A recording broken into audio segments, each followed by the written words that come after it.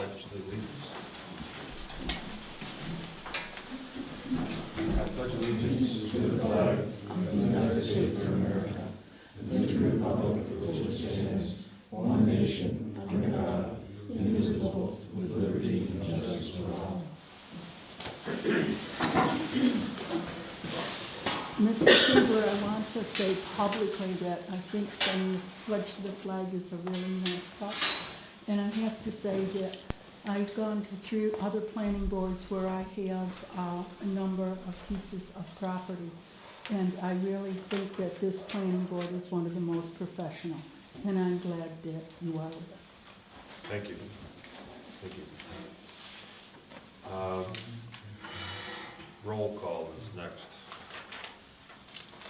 Kurt has to be excused. Steve? Steve Arling? Yes. George McKenna? Yes. Les Miller? Yes. Kirk Mathis? Yes. John DePady? Here. Jim Plato? Yes. And Eric is not here. since Kurt's not here, I'd like to ask George McKenna to fill in for his position.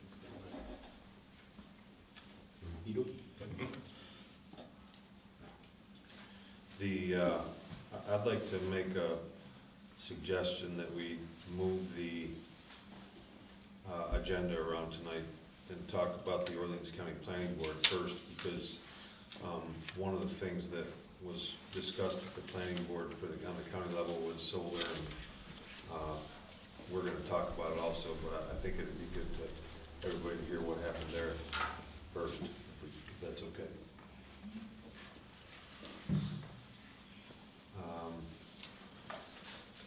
Meeting guidelines. The town board suggested that we go through and outline public participation in recording at meetings, and the input from the public during the planning board meeting. We would like to, I would like to propose and make a motion that the planning board consider public comment to be limited to one topic for a period of 2 minutes during the planning board meeting, just because it's difficult to get things completed and get organized, discussed from a board member standpoint. So I'd like to make that motion and find out if others would support that idea. Would that be 2 minutes per person, or 2 minutes total for the whole topic? Per person, per topic, yeah.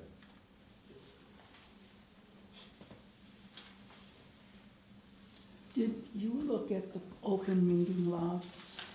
Because the New York State open meeting laws were saying that the public has the right to voice their opinion, and it is the constitutional right of all officers to listen to those opinions in full.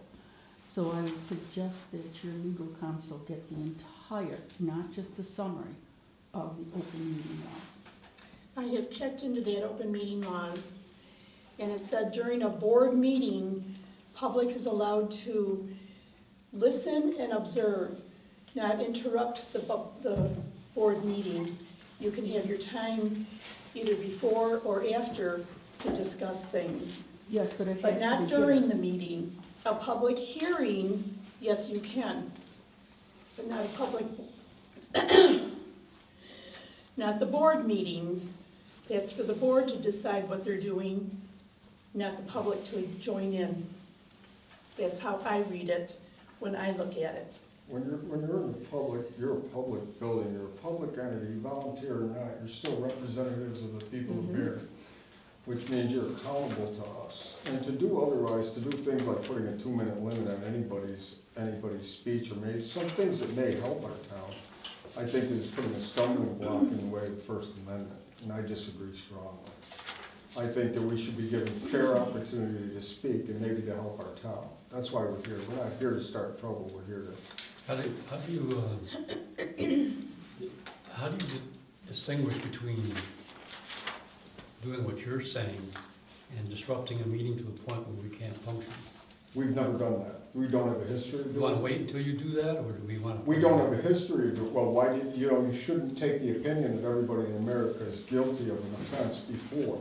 And that's been adjudicated millions of times in America. No one's guilty until proven guilty, and you've never had the occurrence of such an interruption yet, and Well, it's going on right now. to preempt, well, it's not an interruption, that nobody's, no. Well, we can't do our business as long as you keep talking. Okay, excuse me. Committee on Open Government, Open Meetings Law. If you look under www.dos.newyork.gov, Would it stand in court if it was adjudicated? Would it? I'll bet it would. No, I bet it wouldn't, because it wouldn't stand in federal court, because the only reason that we're Open allowed to meeting, speak. Oh, wait a open minute, now meeting. you asked me, so let me speak. The only reason we're allowed to You speak, and interrupted me.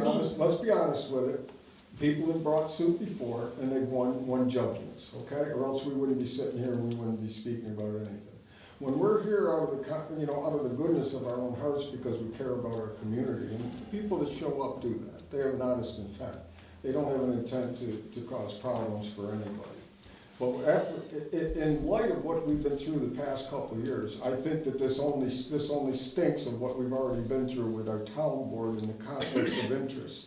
So in order to alleviate that, or even the shadow of that type of behavior, I think it's only fair that when people have to speak and they want to speak and they're not. We don't have a And- problem, and John, with input. I made a suggestion that we limit it to one topic in a For couple minutes. instance, let me just give you, because I've looked into this, just one second, please, I bear with you. I don't think we I have looked the at time. I looked at the solar thing on here, and everybody's putting solar on their roof.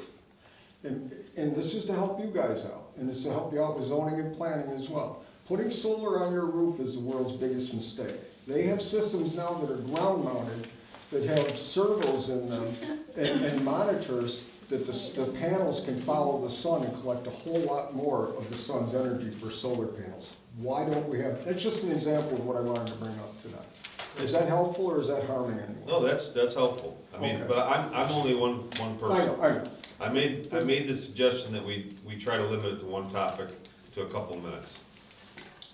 For You know, efficiency and to move along and keep things running, but also to give everybody their ability to communicate and get their ideas Yeah. across. We don't want someone in the public to hijack, like in Congress, and just be able to talk and get nothing done, so. But are you gonna have them sign in? Are we going to, I think that they don't know what the topic is, so they really can't sign in if they have something to say. Well, Precisely. we do have the agenda posted a day prior to our meeting.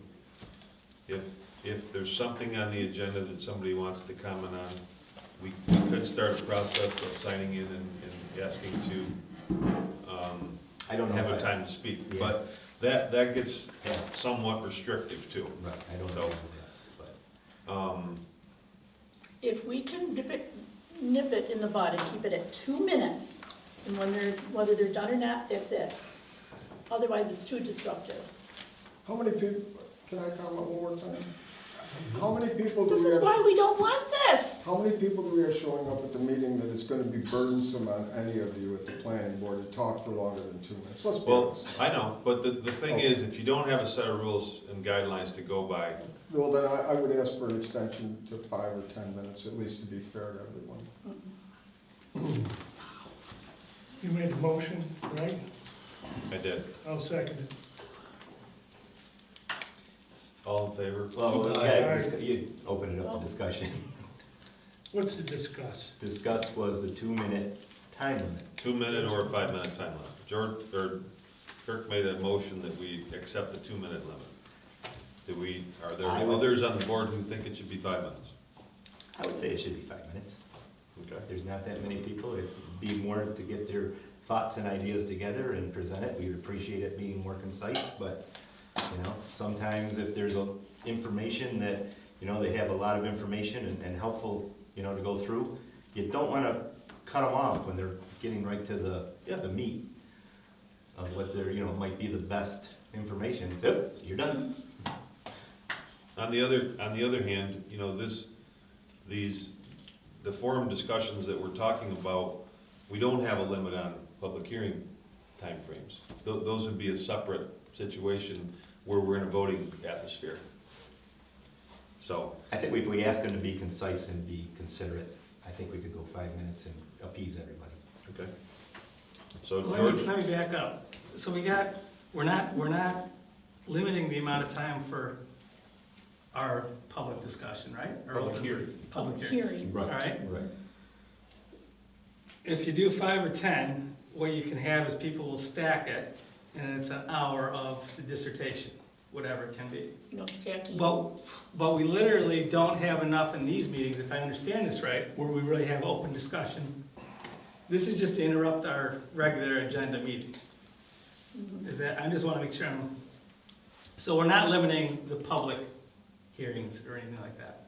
No, We're- but Okay. But if you were having a discussion on something and a public member, maybe an expert, maybe so has some vital information, we don't want to keep the public quiet at that point. We want them to be welcome to make their comments.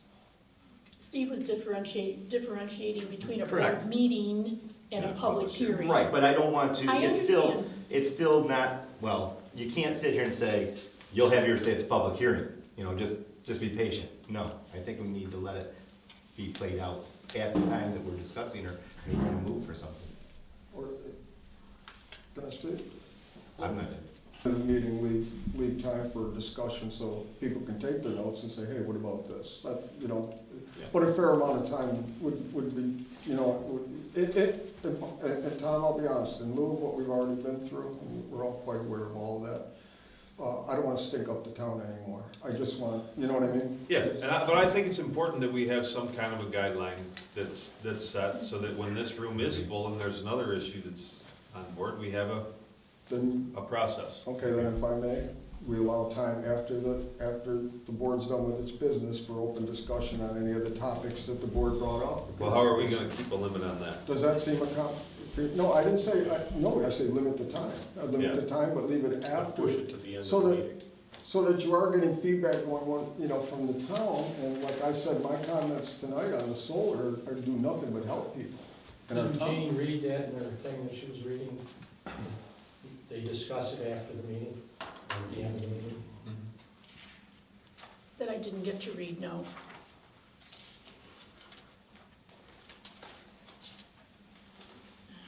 I got a side note here, and I don't really care for this. I'm gonna give so-and-so my 2 minutes or my 5 minutes. I don't really care for that crap. I think that's for when they're forced to sign in. They could do it here too. No, And it's, if they have to sign in. You that's mean where- to allow somebody else to speak their 2 minutes, is that what you're saying? yes. Yeah. Can I add something there? Because sometimes the board interjects and it takes up some of the speaker's time. And so then what do? How do we account for the time that the I think board, that, that the board member interrupted them? I think that in fair play, we should give them, if it goes over a minute or two, give them that minute or two to finish up. I And think most it, people who have anything to propose before the town are gonna practice it and keep it in the time limit. I mean, that's only out of due respect for the board. can I speak, John? Okay. We won't interrupt the people. If they have a 5-minute timeline, they can speak their 5 minutes. You said, well, I had somebody screaming at me at the last town board meeting. He obviously lost his cool and it was, an absolute disgrace and it's on video and everybody got it on the web now too, so that didn't help matters any. So, We got a Yeah, motion yeah. on the table. It's been seconded on the 2 minutes. 2 minutes. Well, let's, George suggested 5 minutes, Mhm. okay? So if, I can, I think that's too long. no, I can make a motion to speed things along. I'll make a motion to amend the 2 minutes to 5 minutes for public to speak per person. So how And do if I we, don't get a second, then you move so on. how do we to vote on motion. 2 motions that are on there? You take in the amendment that I make, if I get a second on that, and then you vote on that, then that becomes the main motion. If no one seconds it, then it's not gonna be a motion, and you go back to the original. Okay, So I make the motion to amend the main motion to 5 minutes instead of 2 minutes. And then you gotta ask if there's a second. Is there a second? And then I say, oh, shoot. Okay. So there's not a second. We only have a second on the 2-minute time limit. And I would suggest, and I don't know how others feel about this part, the open discussion, we table that until the next meeting, until we can investigate that a little more. Do you want to hold off? To what end, Tom? To On what the end? open discussion part, just on the open discussion part. We made a motion and we passed it. All in favor of the 2-minute? Aye. Aye. We passed that. Talk about the open discussion part at the end, after we read the. Oh, have a, at the end of our At the end. meeting, have Yeah, like a rebuttal or whatever? yeah, all right? All right. He's gonna say Okay. all those in nay. Right. Can I add just one more thing? That we hold up on any votes that you're going to make until after the public forum at the end of the meeting? So the townspeople. have- We're gonna vote on things as we go. We have to vote on things as we go. It would not be appropriate to vote on things at the end after you just talked about them an hour and a half ago. So. Back to the county. So let's go to the approval of the minutes, of the meeting minutes. We have two meeting minutes. The first one's from December 10th. This was the regular planning board meeting.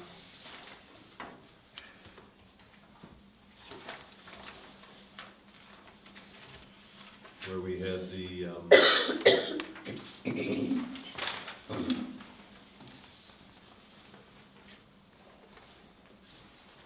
we had a lot of issues.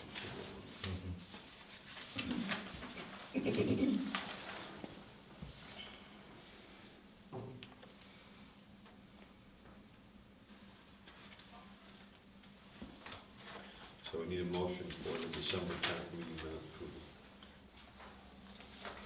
I'll make a motion, we accept the December 10th minutes. Put them together. And December 17th. I second. All in favor? Aye. Aye. Okay.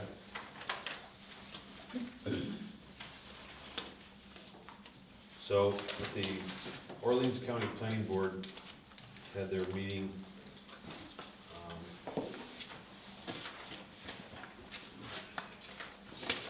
on December 13th.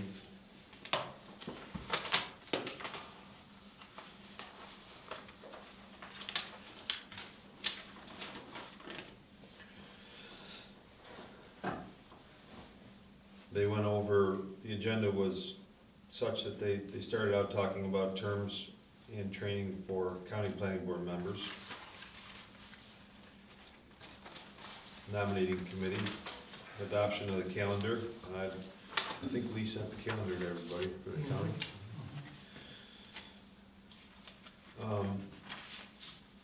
Deficiency report was discussed. I don't think I got that. Oh, yeah, I do. This was something that they brought up, a possible deficiency report, which talks about if a referral is made to the county from a town, that they would, if the information was not complete and there wasn't a good drawing and there wasn't things like municipal officer signatures, things of that nature, they would send this deficiency report back and send it back to the town. Some of the members were concerned that that would delay things further when you have a referral going to the county.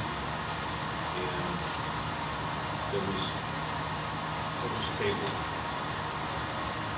They didn't really vote on it, so that's just something we talked about here. Then they got into the referrals. First one was the Town of Barry referral. And this was for the area variance and site plan review for the pole barn at Rice Homes in Berry. And that passed. There were two different referrals. One was for the area variance and one was for the special use permit. Both those passed, and there was only one question about, somebody asked about the neighbors up front. But just asked if they knew about it, and they did. They did know about it. The next one was a request for a site plan review and special use permit for the riding arena on West Shelby Road. And that was a 2,000 square foot addition.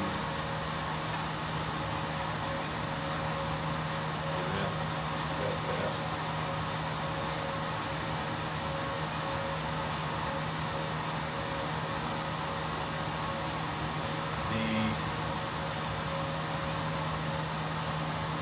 The next one was a site plan review for the store expansion at Aldi's in Medina. They're gonna redo the fire system.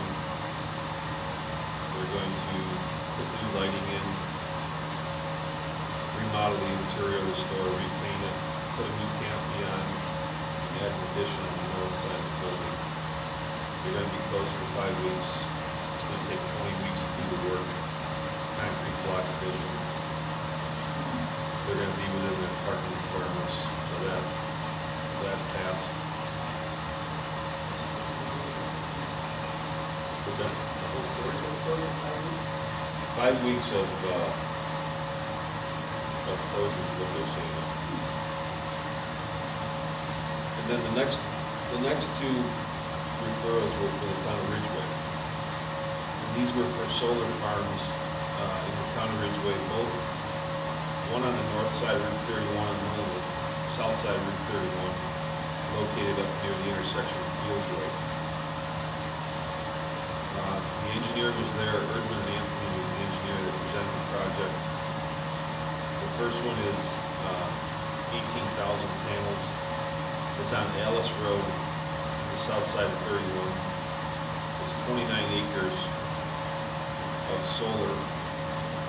There's a wetland buffer that's adjacent to that they're going to stay away from, but interestingly enough, the engineer said that Federal State wetlands, that you could put a solar array in a Federal State wetland because the disruption is not significant. They're going to bring overhead electric in, all the other electric will be underground. There's another project, this is a company from out of town, Borrego is the name, Borrego Electric. They have one going on in Geneva, and one in Houghton, where they're doing also. They have a 7-foot high fence around the farm. The arrays are going to be 9 foot in height. They had come to the planning board with an area variance because their current zoning requires a 250-foot setback, and they want a 90-foot setback. So one of their permits, or one of their referrals was for an area variance.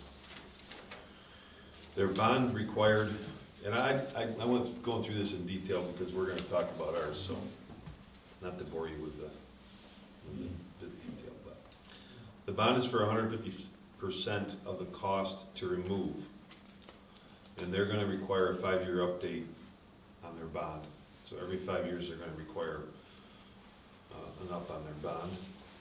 Did they mention how much of the bond they were gonna? It's 150% of the cost of the project. I think I got the cost here coming up. Might be on the other one. That's a good point, though. The cost of the project, you're saying, right? The bond is for removal, though. The removal wouldn't cost Good the cost of the project. Yeah. they're gonna require them to bond 150% of the cost of the project.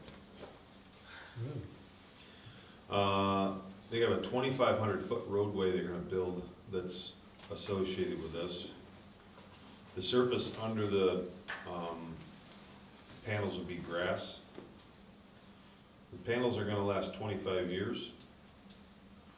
The panels are fixed and sited and orientated for optimum sun reflectivity.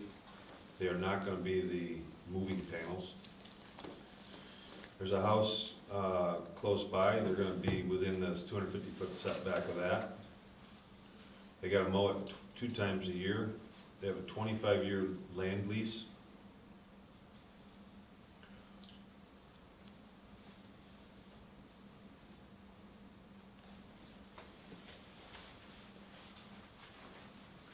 Property will be taken out of the ag district. The next time it comes along, then it could go back in. They're gonna have to take the property out of the ag district for the solar farm. I mentioned that they do allow these to be put in a wetland, which I thought was interesting.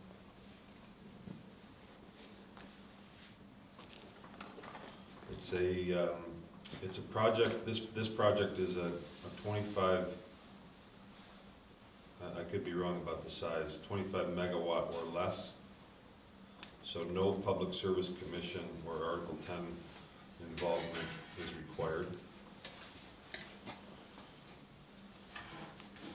They're gonna monitor this location from Lowell, Mass, and not have anybody on site. It's gonna be totally remote monitored. They had to do a SWIP because they're disturbing 28 acres. The project cost is over $1 million for this particular one, which is a 29 acre site. And it's gonna be 25, 29 acres, $1 million in right, cost. 25 millivolts or whatever that. 25 megawatt. Maximum. Yeah. Well, a million. Yeah, I don't know the size of it. I only know that it doesn't It's meet the high. threshold for Yeah. public service commission.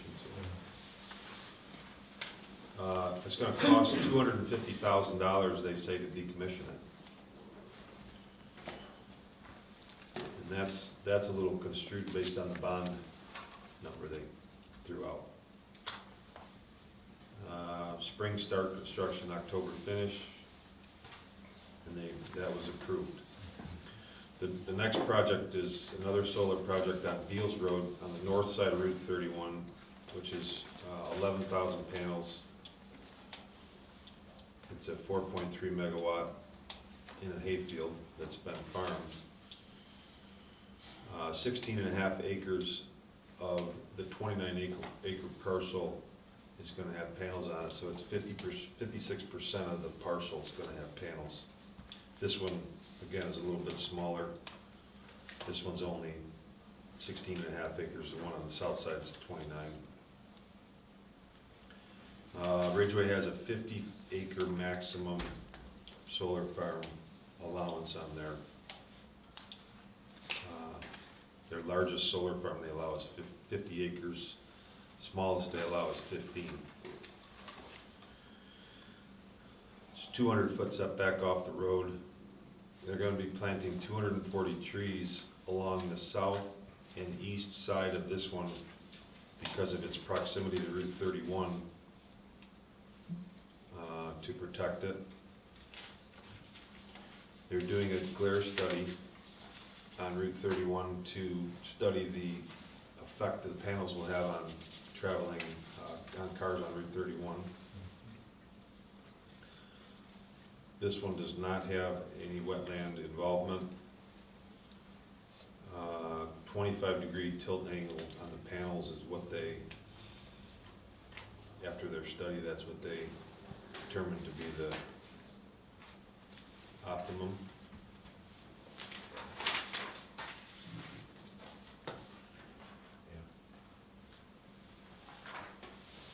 And those were both approved, so they're gonna go back to the town now for public hearing. Do you have any recommendations? There really wasn't a whole lot of discussion. Wasn't a whole lot of opposition, not a whole lot of questions. I don't know if they had, well, you mean recommendations? Yeah, from the county? at the end they usually put something down. Tom, you're gonna go through the rest of like the Orleans, or the Orleans County stuff and that, but I would like to, kinda as a group, go through the pros and cons for solar panels, so that we can, you know, protect ourselves Yeah. on this. Well, that's why I wanted to bring this up first, because I went through today and I took the Ridgeway solar zoning and I took our proposed zoning and wrote down some comments of the differences between what we have proposed, that we've been talking about, and what their zoning is, so. The only comments that the county had for the area variance and the site plan review for Alice Road, the town zoning ordinance contains no prohibitions regarding the siting of utility-grade solar energy system or on an active agricultural land. The landowner may face financial repercussions for removing this farmland out of the ag district production since the land is enrolled in the ag assessment program according to the Orleans County Real Property Database. According to guidance from New York State, a payment to recapture taxes can be pursued if the land is converted to a non-agricultural agricultural use within 5 years of receiving an agricultural assessment. New York State Agricultural District Program does not penalize landowners for this conversion. It is assumed that the Zoning Board of Appeals action to rescind its decision compiled with the Open Meetings Law and was conducted with the guidance from Town Council. So, that was the only comment from the county. I think that just means that they can put it back in 5 years, right? The people that I've reviewed, you know, these leases for, I've told them that, you know, they need to determine whether or not there's a cost benefit by virtue of the fact that they're taking this land out of, you know, the ag exemption, so. Yeah. But that's really something between the landowner and the company. And then the comments for the other one were the same. They just commented on the land in the ag district. So on these, there's no, it would just be an agreement between the company and the landowner, there's no town involvement at all as far as revenue, As far as what? revenue or tax, I mean, I guess you get tax, but other than that, there's no. Well, we were gonna talk about this, but the Ridgeway's zoning for wind, or for solar has, where was that one? Here it is. I got that.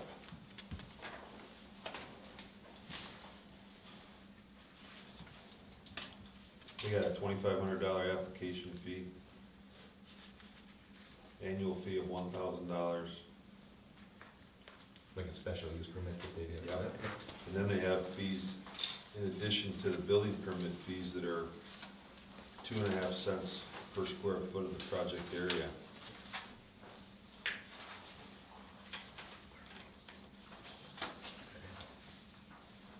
So that's on the last page of that. Plus the taxes on top of that. Yeah, and then whether or not they have a pilot program or not,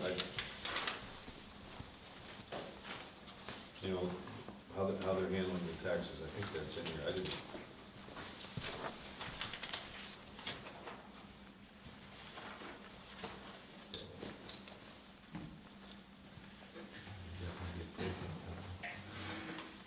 I didn't actually see that in here, how they were handling taxes.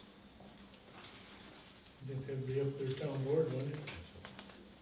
More than the planning board. But I mean, their zoning, our zoning talks about having a pilot project for the wind energy and, or a pilot rather than for the wind energy, so we'd have to make some kind of a determination for that too. Well, right now, the draft that you have says that the town here exercises right to opt out of the tax exemption because these things are normally tax exempt. So in order to even provide for taxation or pilot program, that language is in there for that specific reason. That's the very last provision, at least in my draft. So is this electricity gonna be used locally, or are they selling this They're gonna be selling this back to the grid. back to the grid? Is the grid got the capacity to handle it? I mean, that's my I would biggest imagine beef they, is you're taking green energy, cheap green energy, and if you're decreasing cheap green energy just to make room for this kind of electricity, it seems like a lose-lose. yeah, well, whether or not they're, I don't know whether they're, Something like this, I mean, I could see that as being used locally. Not that- You can't make them do that, though. I know. It can't feasibly be done anyway, so that's why you can't do, that's why you can't make them do it, because it can't be done. Not a- If the solar power, I thought, if they can go to batteries. If they Storage is a collect the whole- energy and storage store is it. a whole nother company. Yeah. I think we got a lot to go over here, let's move on. yeah. Can we do So, the, yeah, let me just finish up the Yeah. county.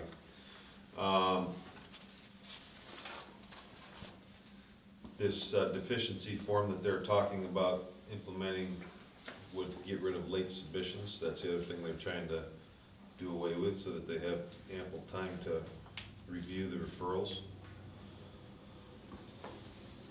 There was a discussion about cell phone repeaters on telephone poles in the county, how some of the cell phone companies are putting these repeaters in locations that aren't really appealing to some, and saying that they're part of their right-of-way permit. I gave Lee some new guidelines for seeker, which they're proposing, that I think he emailed everybody.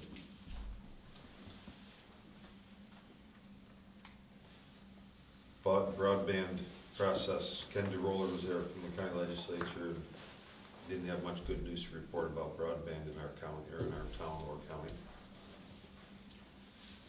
And they had a quick discussion about the Canal Corporation, how they're cutting, trees down and taking the stumps out now. So, that was the end of the county.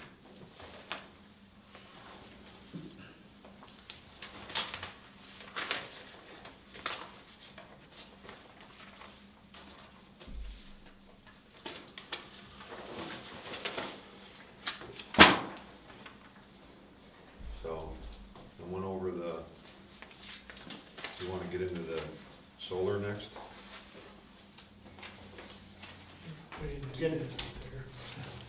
So I went through the solar, and everybody got this sheet here, which talks about you wanna go make a couple more copies of that? you went through a lot of, just if we could maybe brainstorm on the pros and cons of solar energy, so that we're kind of, maybe we don't miss anything that's kind of important as we're going through of what we know. I know where it's gonna be limited, but, some comments that I had as you were going through that is, the bond that they were putting up to get rid of these things.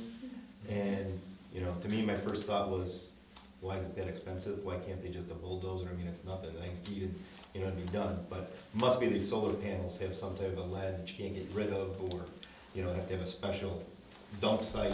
It's gotta be something major that way. Yeah. That we probably have to look into. Electricity usage. The pros, when you were going through all the special use permits and tax for the town and making it that way. Cons, glare, we're gonna be using up land, although I'm wondering if you could, with that fence already being put around, if a farmer could put sheep in there, at the same time, and double crop, per se. That I'd like to be interested to know what that 25 milliwatts per million, if that's actually is gonna produce that 25, because that's, if you go by what Heritage Wind is doing, that's pretty cheap. I mean, they're doing 200, and it's gonna be well over $60 million for 200. And this is gonna be, you know, maybe like 8 million comparable. That's a pretty substantial savings for a company. Well, this Ridgeway project is the first one in our county, and it's the first one that's around here. Obviously, there's, But we gotta, I mean, yeah, like they're talking about setback of 250 feet, trying to bring it up to 90 feet. If there's glare, and I don't know, you know, but it seems to me like you want a driver ample time to be getting blindsided when he's going off the road. Plenty of time before he hits the, you know, hits the fence. That's gotta be why they want the trees along the road. yeah, Stop that's the glare. a result of that. And cover it, so they don't see it. Well, I think smoke will glare. They can't though, because it would block the sun too. The sun is 70 degrees up.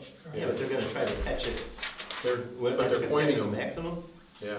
I mean, maximum for us here is 45 degrees because we're at that latitude. you Okay. know? But there's at 25 degrees, so that's pretty low.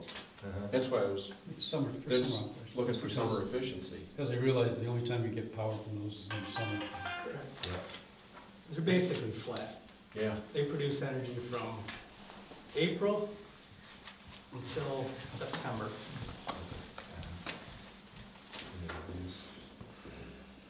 So they It's because had, where we're located. yeah, They're so far away. Even if you angle them and put the fancy things on the tilt, it's wasting your money. It's not really expensive. Correct.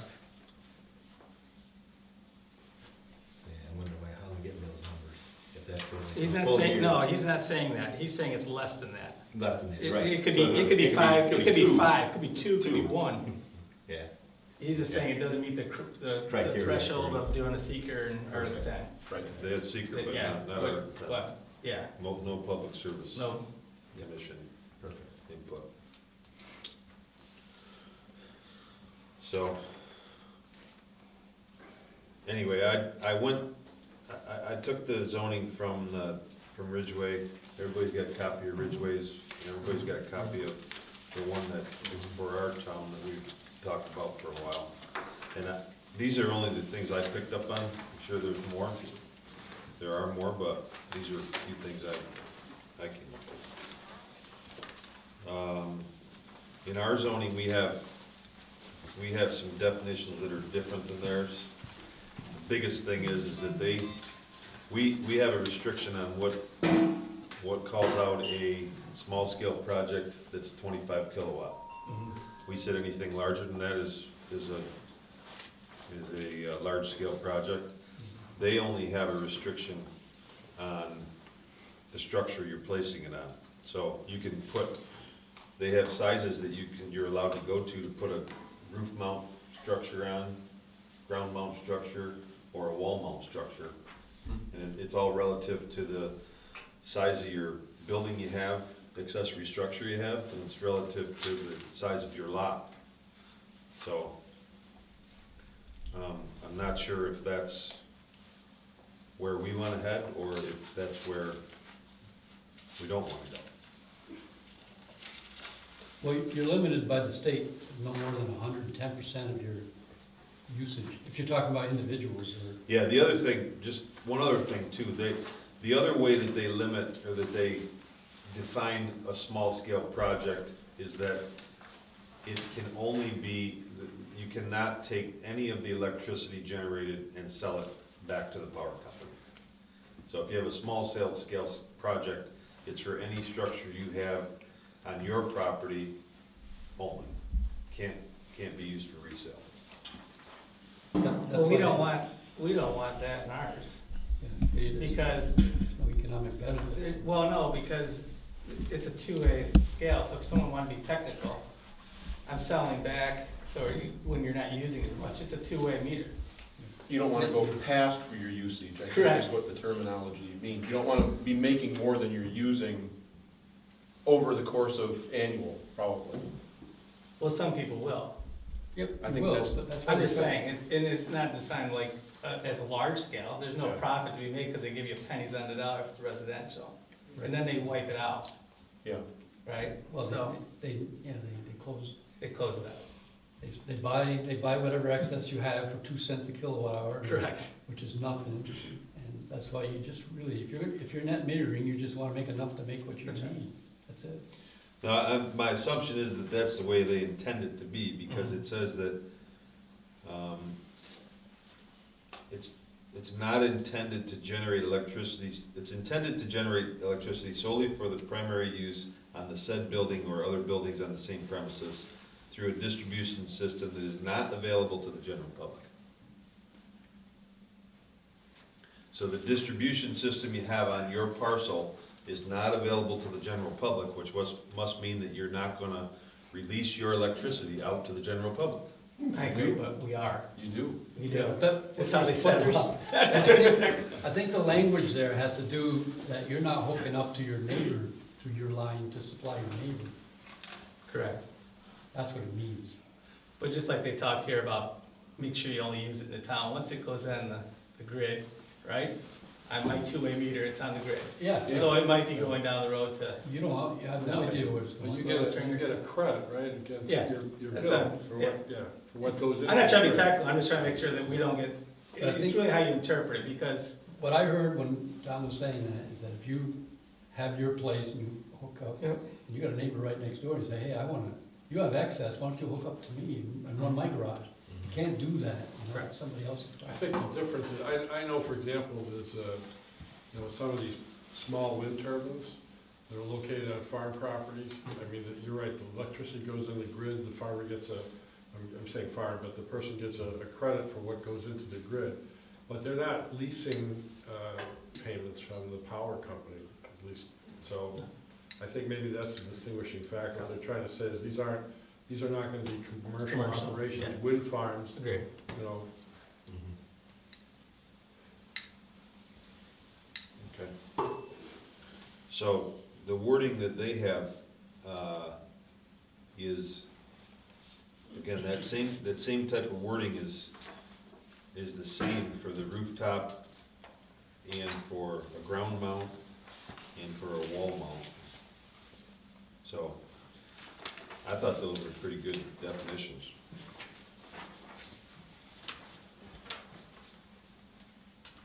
Building mount, rooftop mount, ground mount.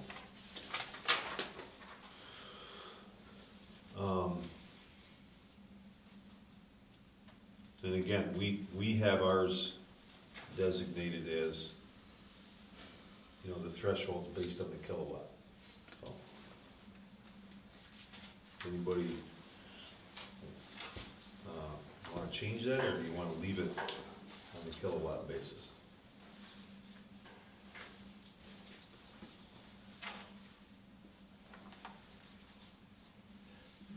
That's the standard, right? Yeah, we had some discussion though about the fact that over time here, things could change. Just like, not to go back to the windmills, but when we created our windmill zoning in 2008, nobody thought that a 600-foot tower was ever gonna be possible, but it was. So if we have a restriction here on the size, then we might be dealing with it later down the road.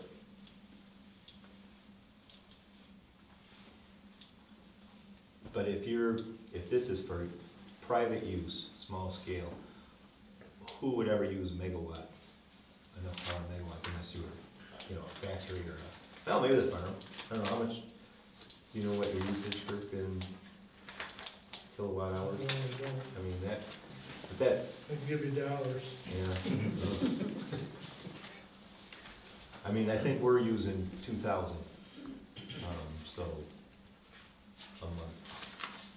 And that's a high month, that's like when the Christmas lights and everything's on, that's our max. How do we have that worded, there, Wes, in ours right now?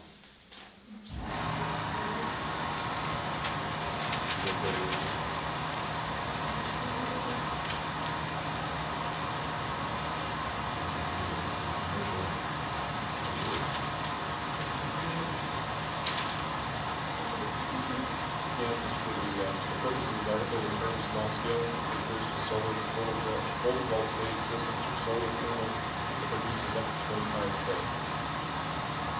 25 kilowatts. 25 kilowatts per hour. 25 kilowatt.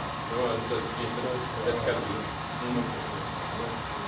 Yeah, it does say per hour. It should.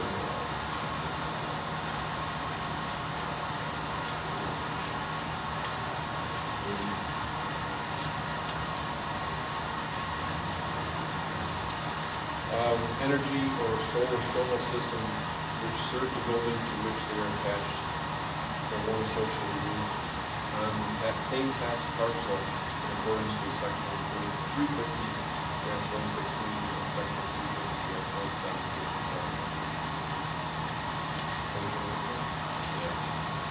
25 kW.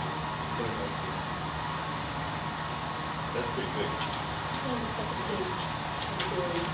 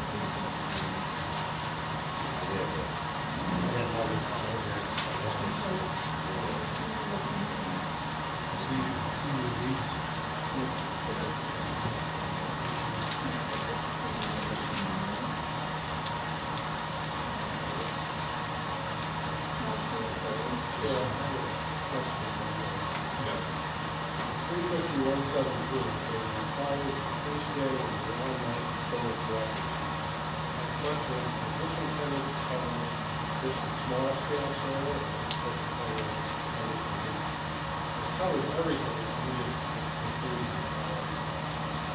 For example, subdivision improvements and total surface area along ground mounted freestanding solar collector on a lot will not exceed the area of the ground covered by the building structure and the solar area. This is located somewhere limiting the size of the largest building. If we're talking about a farm, a solar farm, so that's why I mentioned it. This 350-117 is designed only to apply to small scale. Minimum size is 10,000 square feet. Yeah, my 35117 was designed, in my recollection, only for small scale It's not, operation. it's not clear though, when you look at it. It just says freestanding and ground mounted solar collector. So it's subject to the following conditions, so that's why I think it's got to clarify that this is really only applied to small scale solar equipment. Look at 19, or 119, seems to be where you start with solar farms. Right. How do we make sure that this is one thing the right? I would say you put it in there, it's not, it's a ground mounted solar collector, it's small scale. So could you, if you're doing two things, small scale and farm scale, and like Tom was saying, if this gets super, if they design something that's super small and all of a sudden they can produce a lot, once they start selling to private or start selling to the public, that automatically, no matter what's it bumps them up to farm sale, Solar farm. solar farm. As soon as they start selling to, it bumps them up. no matter Another what's way, it. another way to differentiate is, now you're talking residential or commercial. But Right, but if it's residential, even if down the road in 10 years, they develop something that's, super powerful, and all of a sudden they got plenty more than what they need for their house, and they can take and start, even if that's a small little area, that should all automatically just protect yourselves. Okay, now it bumps over to farm size, that you're selling back to the public. I don't know about that. All I'm saying is that when it comes to residential or for small scale, it's limited. That's why it's limited to, I mean, To private use. even the utilities are design it so that you're not gonna go beyond a certain size anyway, because Right. it'd be foolish to do it, you know. So with the 25 kilowatts of energy, wouldn't it fall into the, if they go beyond that, then you're into us, so we're covered here. Right. But you do have an exception here under 115B, freestanding ground mount solar energy systems for residential use in all districts, subject to the insurance of solar system building permit. In excess of, Access, This is our, you're talking about the Berry one, right? yeah. One, Yeah. 350, 115 B, B, yep. in excess of 25K, site plan approval, planning board solar farm shall be permitted only in the ag district, subject to solar You're system. on, this is the Berry one. This is the Bear, there you go. Is this for, well, I'm not sure, not clear to me what that provision was. It was a year ago we worked on this. Yeah. I had a note that that one should be, There we go. this is 350, 115 B, that freestanding ground mounted solar energy system shall be permitted for residential use in all zoning districts. Mhm. Mhm. What's the rest of that mean though, when building permit for systems excess of 25K? No, that's what our threshold is. If you're gonna have a system that's over 25K, that's the way we currently have it, is then anything greater than that, you're gonna be into the solar farm. So that's what it's saying, site approval? Yeah, Solar site plan farms shall be approval. permitted? Okay, Solar farms should be permitted only in the ag residential districts? Okay, so for clarification, that 25 KW is what they're producing in an hour? Is that what Wes said? No, that's the capacity of the system. Capacity system, in, If- so, Say perfect high noon Yep. conditions, it's capable of producing 25K watts, 25,000 watts of power. If you- if right you- then. And if you generate that for an hour, then you make 25 kilowatt hour. Perfect, okay, thank you. So it's just giving you the production capability of the system. Usually it tells you how many panels you have, you know.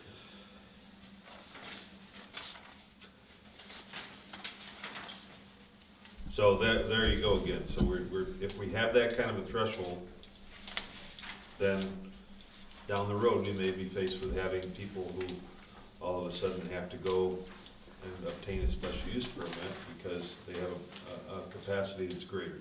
I don't, I'm just going through the process, I don't think that would ever happen, and here's why. If they became more efficient, I would have less panels on my house.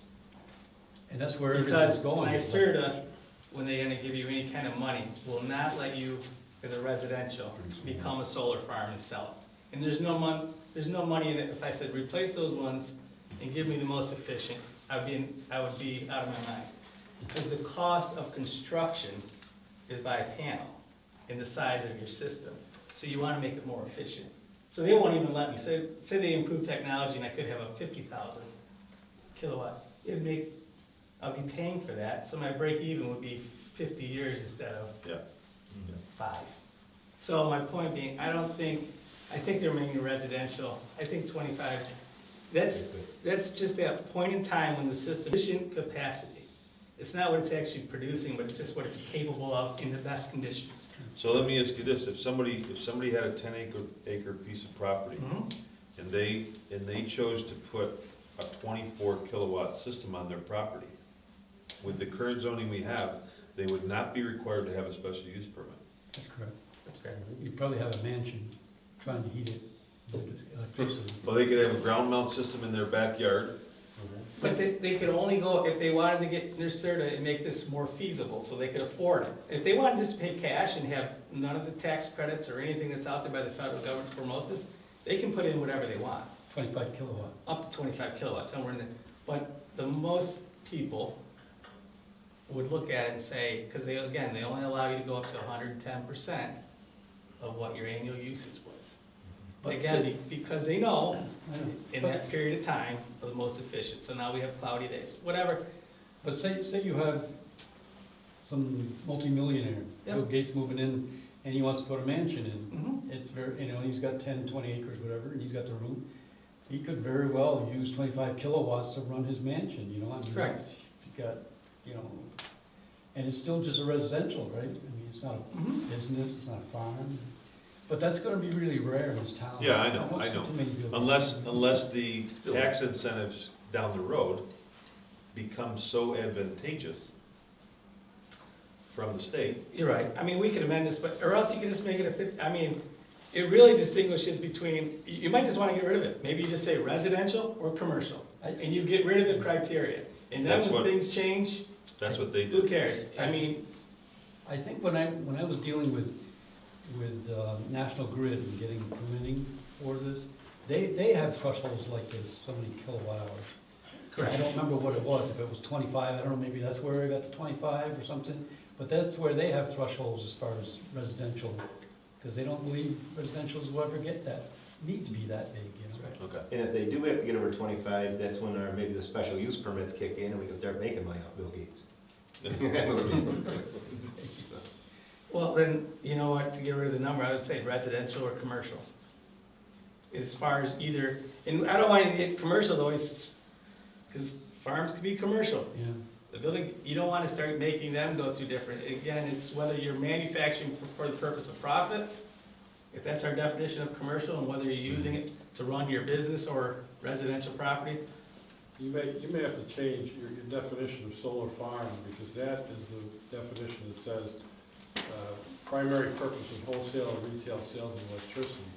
I don't know if you want to call it a solar farm, or if you just want to call it a commercial solar array, or some other terminology. Commercial solar.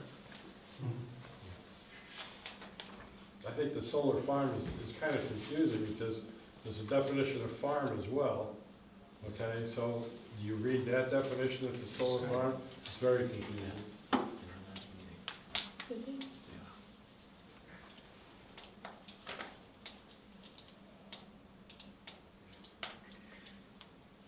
Yeah, the more we look into this, Let's more change we it. work. What do you want?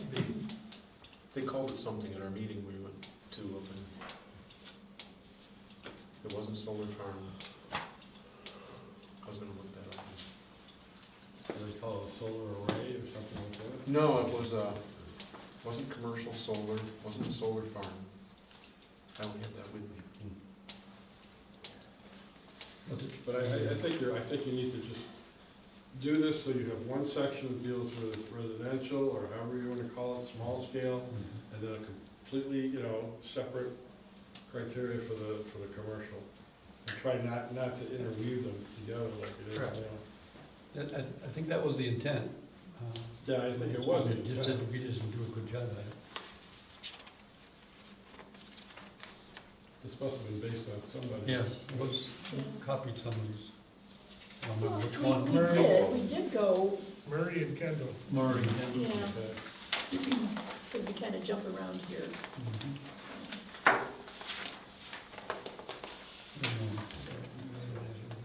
So, leave it at 25. No, Don't leave it at 25. no. I say we take that out and we make it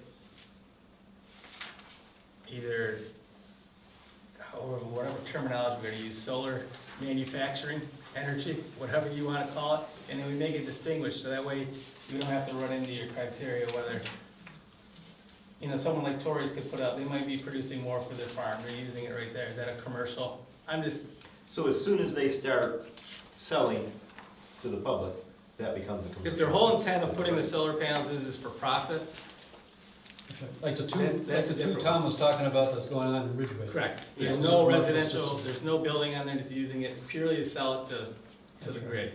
Yeah. That should be a different criteria than, regardless of the size, if Bill Gates wants to move here, God Right. bless him. Yeah, you just leave it off.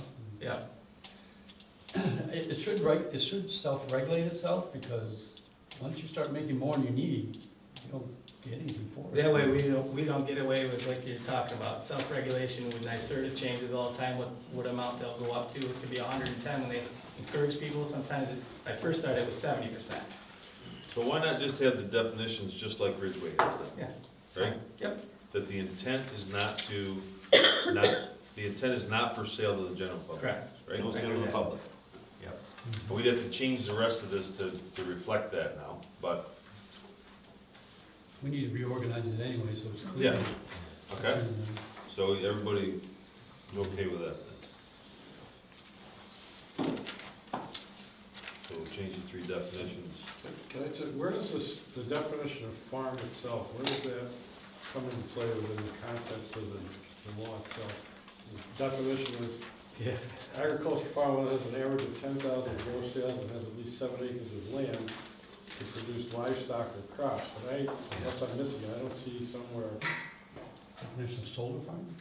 so, well, I don't see anywhere where that has some direct application. So I don't know if that was meant to say, well, they're gonna be included with residential, or, They had a problem with the definition of farm too.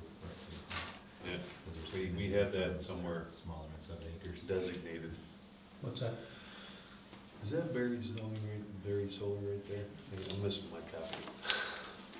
I gotta move it down. I got Next those. room, because I'm Okay, printing yeah. down. okay, I see, it says there is in 350-114E, notwithstanding any of the provisions of local law, any solar energy systems installed on a farm and designated, designed to serve only that farm shall only require a building permit for systems under 50 kilowatts. Yeah, so we had another threshold for the farm. Okay. 50 for the farm, 25 for the residential. And then farm installed above that require a building permit and site plan review. Okay, all right. So if you don't have that 25. designation and you go with what Ridgway's saying, there wouldn't be any requirement for building permits? Or you should always have a building. It's a building permit. Always. So- Was it not? That's why, I mean, this one was kind of saying you didn't need it. No, it says you don't need a site plan if it's under 50 kilowatts. If it's over 50 kilowatt for a farm, you would require a site plan, as well as a building permit. I think the idea is if the farms get so big that they can essentially make their own industrial size and still be within the farm's usage, then maybe the town ought to be involved, I think, because the array's getting so big. Is that what it's intent? Yeah, I think so. Well, no, I don't know about farm involvement. I mean, town involvement only to the extent of site plan review, to making sure that it's properly located and properly burned and whatever else it has to be. But in terms of, when you say involvement of the town as far as revenue is No, concerned. no, no, not revenue, as far as siting. Mhm. Because under 50 kilowatt, and they don't. It's only a building permit, Yeah. the way it's right now. Yeah, only a building permit, no special use permit for a resident. I'm just wondering if we should, at some point, find out how many panels it takes to generate 25 kilowatts or 50 kilowatts. Well, I'll tell you that, 36 panels to make 10, 10 kilowatts? standard size panels.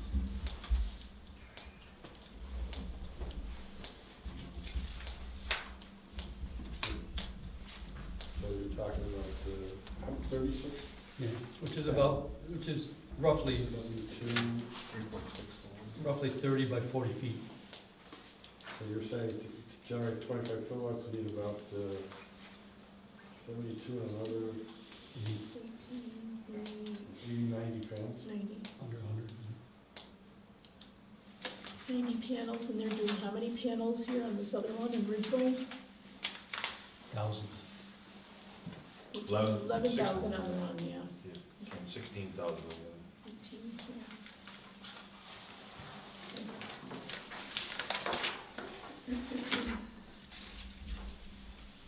So I mean, just so that, we're clear that, so if you have a farmer that's gonna put up, a 25 kilowatt system, it's gonna be somewhere in the vicinity of about 90 panels. And 50 would be twice that big, So, which starts to be close to a half acre or so, maybe Half acre? 50 kilowatt. So in our current, Acre would be 200 by 200, right? yeah, 10 Sure. kilowatt is about 30 by 40, so be 5 times that. Get up to 50, so 5 times. Draw it out. Yeah, Can't get that all in my head. That's probably not an acre, but it's in that. so the way we have it currently then proposed is that somebody could build one of those on a farm and not have to go through the special use permit process. Just a permit, yeah, just a building. Just a permit. regular building permit. Somebody could have a 1 acre, what we think is about almost a 1 acre Tell you. area, right? A special use permit for that. 4 times 30. Is that what, It's like a half an acre, really. half an acre?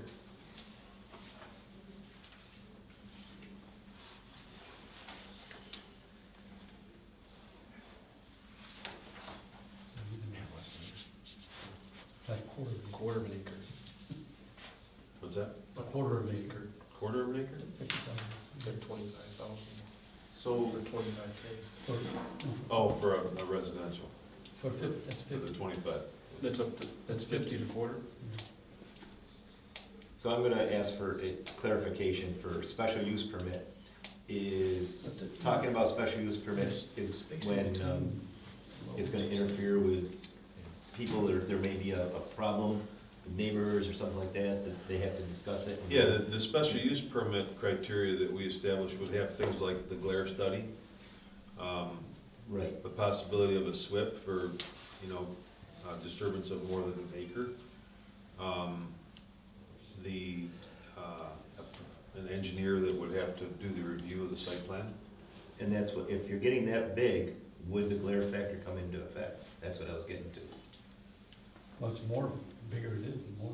So, but we're given the okay just to get a regular permit without getting a special use permit.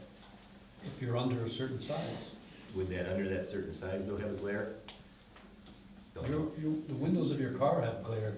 But I don't know what, because that's what they're You gotta- concerned about, you You've know. gotta be, you gotta draw a line somewhere, that's all. That's all. You we're guys doing. are more aware of the. No, I mean, I'm not making this technical, just common sense, right? You're not gonna put one panel up, because even one panel will give you glare if it's put in the right position. You know what I mean? You gotta make it reasonable. So we're saying 90 panels for 25 kilowatt, right? So 90 panels, think about that, with a glare factor. Should there be a special use permit on that, not just a building permit? Thank you.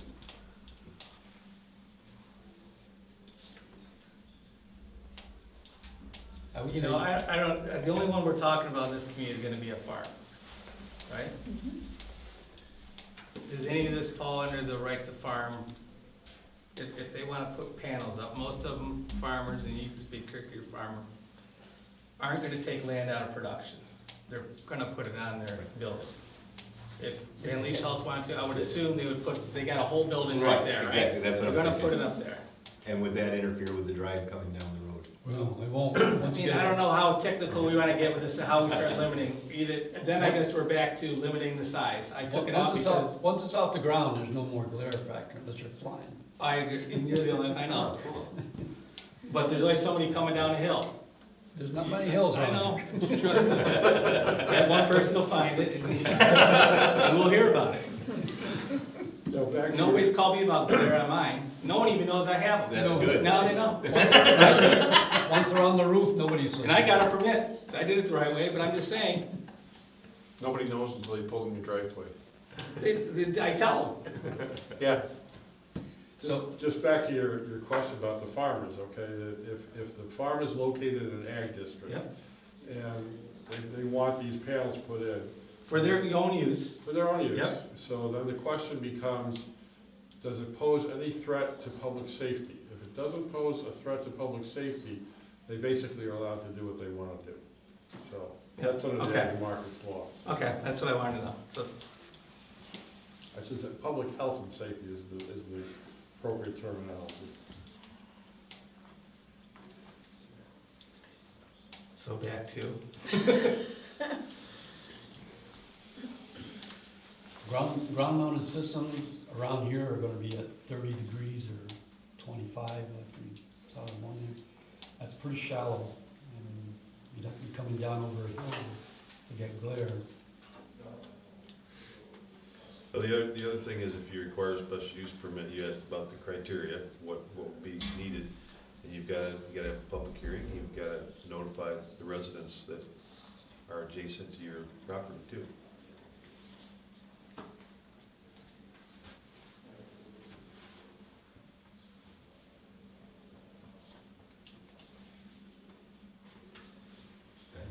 So we're doing special use permit at a certain level, over 50,000 or whatever, 50 kilowatts. 50 kilowatts? For For a farm. farms, and 25 for residential. Okay. You're sticking with it. All right. Unless I mean, Yeah. unless you want to. No, I'm fine with it. I'm not trying to complicate it. I was No, I was going the other way just to make it more to. accommodating. Well, they're interesting, I mean, Ridgeway took a lot of time, I think, to do this, but the total surface area of a said solar energy system on a lot shall not exceed the allowed accessory structures or combination of the accessory structures were permitted in the district. So they based it off the size of the structures they got The accessory, on the lot. but not the residence? That doesn't make, to me, so what, an accessory structure would be a garage. So they say, what, you can't have panels bigger than Yeah. the roof of your garage? Ground mounted solar systems should be subject to the following requirements. I think Yeah. when we were copying this from whoever did it before, Okay, yeah, so that's for ground mount, yeah. that's they their were ground mount requirement. Trying to limit how big a ground unit you can have for residential, that it wasn't so big that it constituted more surface area on the ground than it did all the buildings combined. I don't know why you would go there anyway, because again, it's almost self-limiting. You're not gonna go that size, because you're not gonna need that big. If you go that big, you're wasting your money, and you don't get anything out of it, any excess you make. Well, yours right now says the total surface area of all ground-mounted and freestanding collectors on a lot shall not exceed the area of the ground covered by the building structure of the largest building on the lot.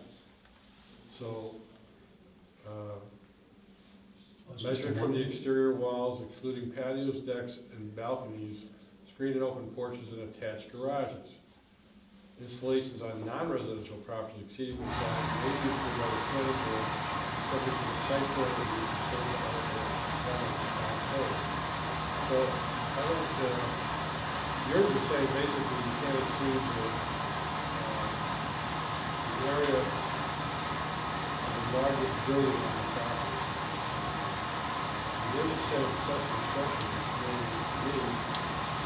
Well, they say in Ridgeway for ground mounted, the total surface area of the said solar energy system on a lot shall not exceed the allowed accessory structures or combinations of accessory structures where permitted in the district.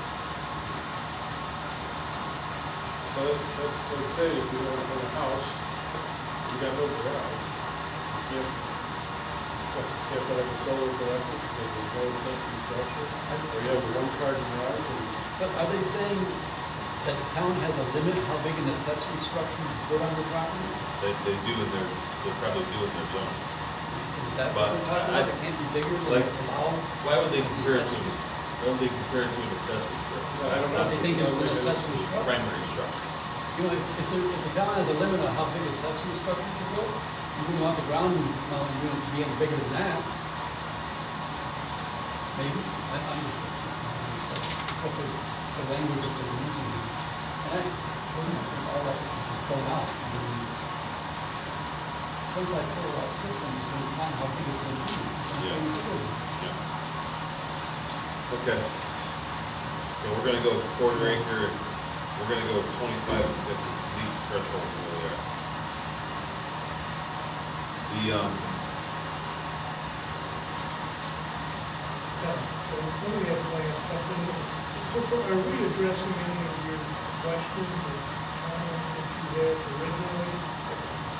yeah, I Have we think gotten on some of it? that was the one that was probably the most trouble for me, is that limitation. But if that's the intent, that you're gonna limit total surface area, ground mounted freestanding solar collections, and limit the same square footage as the big largest building on the property, that would be a barn, that's the intent, right?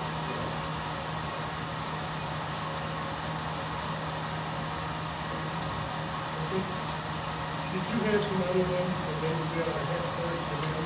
Well, there's a lot of other things that I don't think our decommissioning, I don't think we have enough for our decommissioning, but we have a provision of supersession, section IV, so next to that page. The local law is hereby adopted pursuant to provisions of real property tax law 37 and above. And it says, the next is the intent of the town board to supersede any provisions of the New York State law to the extent that they may be inconsistent with provisions of this local law. What I said in my comments were, you kind of got it reversed, all right? I said, let me just see here.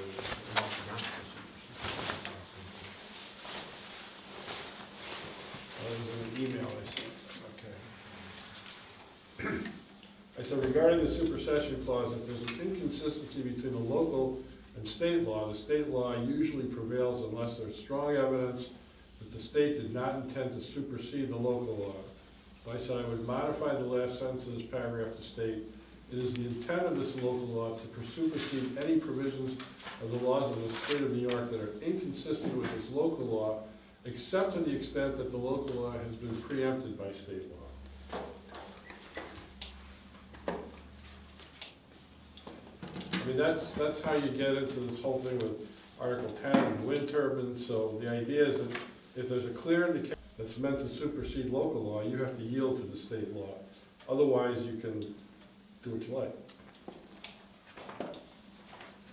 That was an email I sent on March 2nd, 2018.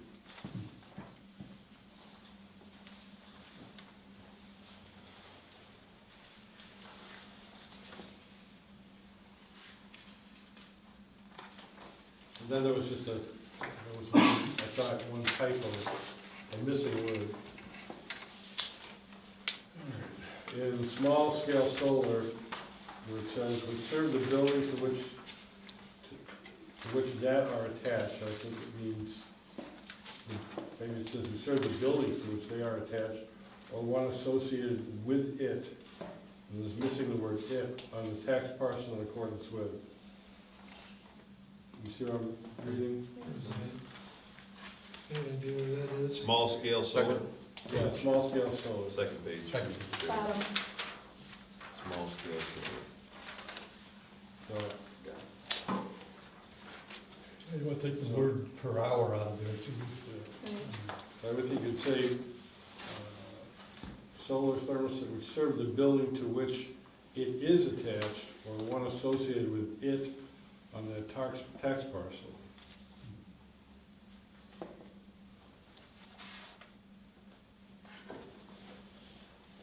Yep, where you got that? It's right at the bottom.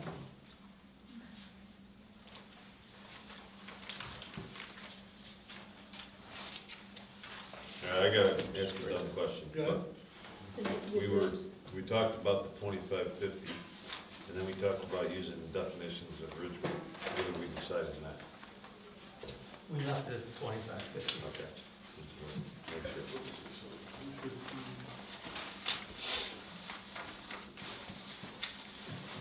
What was it, Joe? I got it back and forth. John wants to say something. What I would do is, and I looked at the solar thing from every angle you could look at it, from recycling the panels and all. And I'm not gonna take up a lot of your time.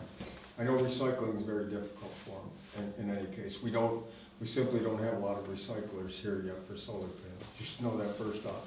Secondly, there's been no discussion, and I think no discussion of any people who want to be independent of the grid altogether. So I think a symposium and bring experts in from both fields, people that are hooking up to the grid and local electricians, and other people, and let the people from the town come in here and find out what they can do, because the price of panels on your roof, for the price some people are spending for panels on the roof, and have to deal with the state and the grid in itself, it could be totally independent, and that includes a generator that will charge their batteries for their system automatically. I mean, there's a lot that's out there. That's like I mentioned, the panels that could follow the sun. And you mentioned those on the solar farm, that these are gonna be fixed instead of the ones that follow the sun. And in my opinion, my humble opinion, the ones that follow the sun are just common sense that they're gonna produce much better than the other ones. Well, we don't have the ability to tell people what they're gonna, what No, they're I know, gonna buy. I'm not gonna tell you that. I'm not gonna say tell people, but we should be inclusive of the person that wants to put their own solar project on their, in For their a house. private, for their own. Yes, sir, yes, sir. And Well, I don't think we've, We're not stopping we're that. not, I don't think You we've see got something? anything here that wouldn't allow that. Yeah.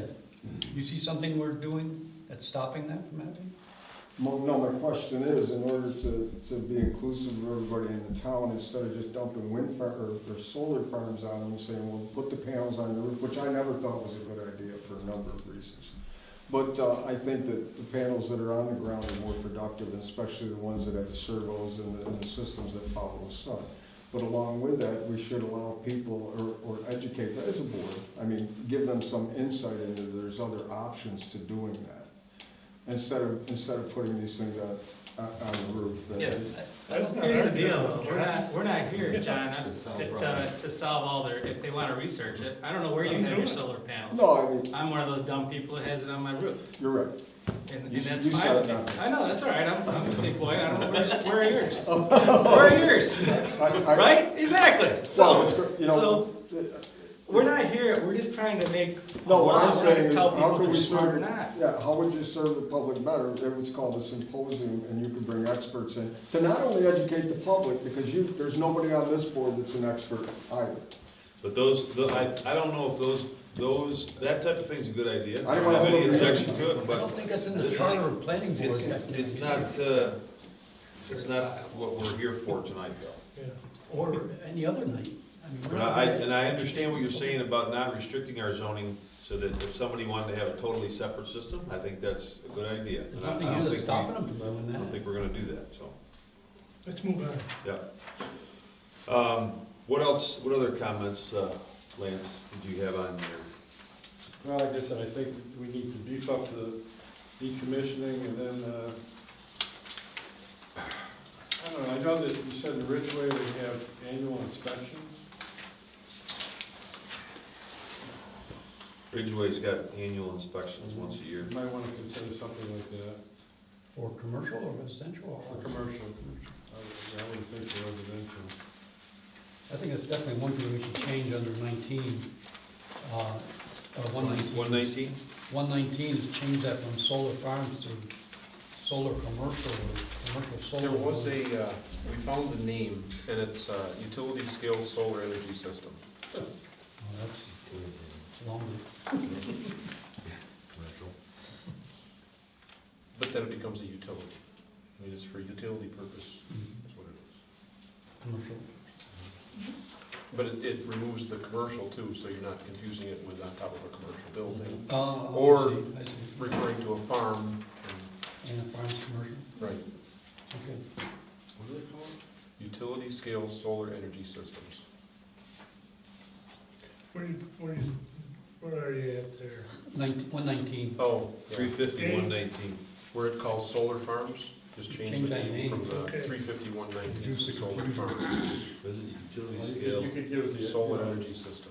the abbreviation USSES, like Yeah. here and after USSES, so Yes. you're not repeating it over and over. Yeah.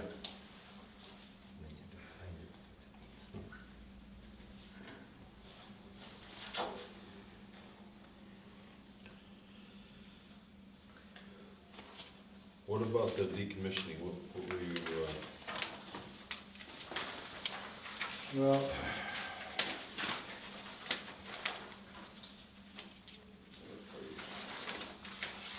What's the recommendation now? that's on 350, 350, 119. Recommendation now for the solar anything, or it's time to. 25 years is just. yeah, you As have, long as they under know H, the max elevation. 35119. Yeah. Yep. The following requirements of the Metro Board Commission have not been acted in continuous service for a period of 1 year shall be removed within 6 months. It's a long time.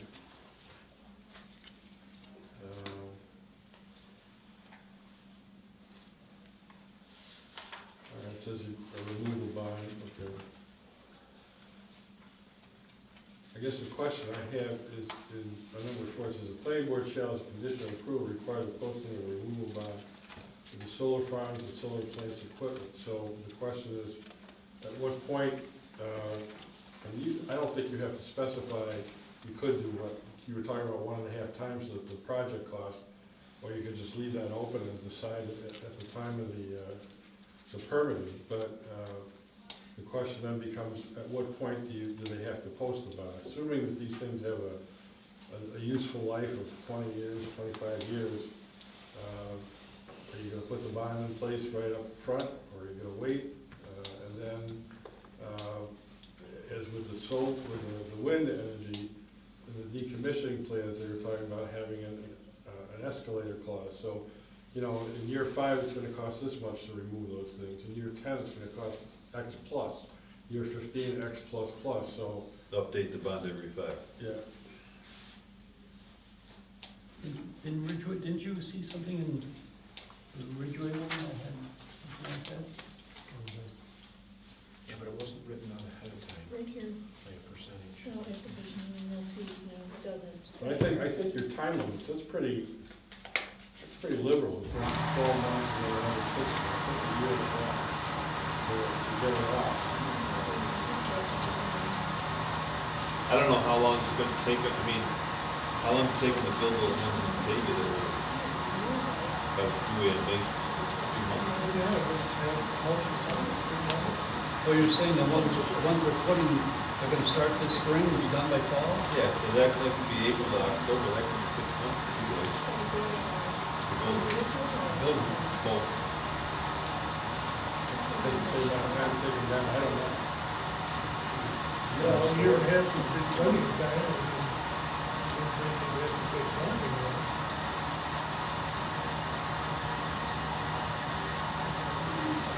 I honestly don't know if somebody invested in the infrastructure of the panel to support it, are they really gonna take them down? They're gonna take them down. They do degrade. Yeah. If they replace the panels, in Ridgeway, they talked about the fact that they're gonna replace the panels after 25 years, Yeah. because the efficiency will be gone. Yeah.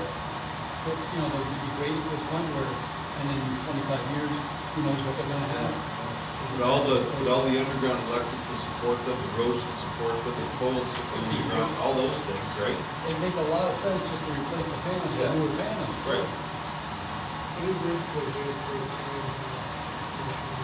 Page 8, E is all it has for removal, it doesn't say, it doesn't have a decommissioning. You in Ridgeway? Ridgeways, yeah. It doesn't have a decommissioning, it just talks about removal and abandonment and non-operation, but are they talking about individuals or the farms? It doesn't really say. The concern would be for the commercial. Right, it might be, but this is not saying what it is. To read it. One year, but you can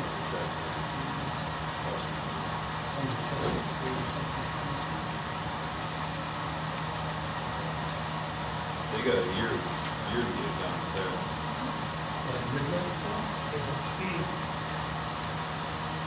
Well, it says, shall be dismantled and removed by the applicant owner operator immediately from a lot when the special permit or approval has been revoked. So, they're saying immediately, yeah.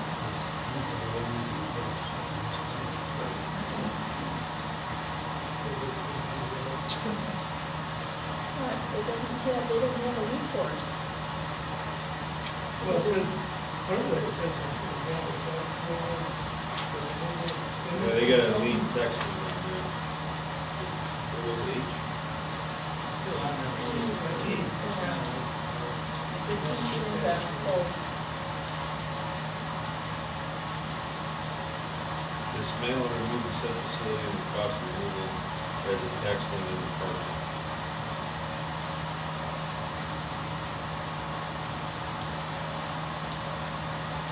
Such action shall only be in addition to, and not in lieu of, other enforcement remedies by the county. Well, you can put that into the next period, with the county, you don't want to spend that kind of money. You have individual homes that are, in disrepair, the county had to pay for demolition, right? You don't want to do that, so you're talking about this man, a solar farm. I think it's not really a good. It doesn't hurt to put it in. Yeah, but is there anything that we can do stronger than something than that?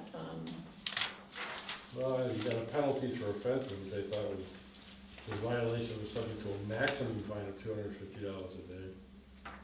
Each day of violation is a separate offense. This would be Well, I on would top. think this tax lien is more to keep the leaseholder, because again, they're leasing this from, Right. Yeah, you the know, as property far owner. as the property owner, he's the one who's Yeah, gonna be on them to make sure they do it properly, because it's his land, he put the lien on. Yeah, he better have a. He better have a bond himself. Is this because the bonding is not good enough for getting the removal, if it needs to be removed? What's the, or are we just looking at what Ridgeway does compared to us? Or adding theirs, where are we going? Where did it start? Wasn't Well, it sure. started with the decommissioning, Yeah, a cost. bond. and it started with the term, mhm. the period, and we realized that Ridgeway had 12 months. Okay. We got 8 months, we got 18. Then we went to the decommissioning cost, right? I know on the cell towers, they send a policy every year, a decommissioning policy, that they're covered to the landowner. A bond, is that the Yeah, same as a bond? it's a bond, Yeah. which I would assume any solar Same farm type. would have to do the same thing. Right. I know on these, on the windmills here, they've got that in their lease agreement. Nancy, you're saying we should put some more in decommissioning? Is this where we're heading? We should put more? I'm wondering how involved the town should get. It's really between the landowner and the company that's leasing it. Yeah, but I think we still need to do something. Well, Maybe so, I know that it says, for example, that, I read it somewhere. All right, G says, all applications for solar farms shall be accompanied by a decommissioning plan to be implemented upon abandonment or cessation of activity, which shall be reviewed and approved by the town board. Then it has, the following requirements shall be met for decommissioning, and it just lists 5 things. And I'm saying, I think you need to put something in here that says the following requirements, among others, shall be met. You don't want to limit yourself and have somebody say, well, these are the 5 things we're in compliance, when they may not be in compliance. You know, something like either among others or shall include but not necessarily be limited to the following. Just to leave yourself wiggle room here. Okay, I might not have the updated one. Where's our Town of Berry decommissioning It's statement? 351.19. G and H. Thank you. Put that out of the minutes. So we're gonna add that on to G. Add on to H some wording there that says, that adds more than just Right, those 119. 5 items. Okay, thank you. those 5 It items. says, just the following, Still not on the right page. or you could say the decommissioning requirements shall include but not necessarily be limited to the following. And then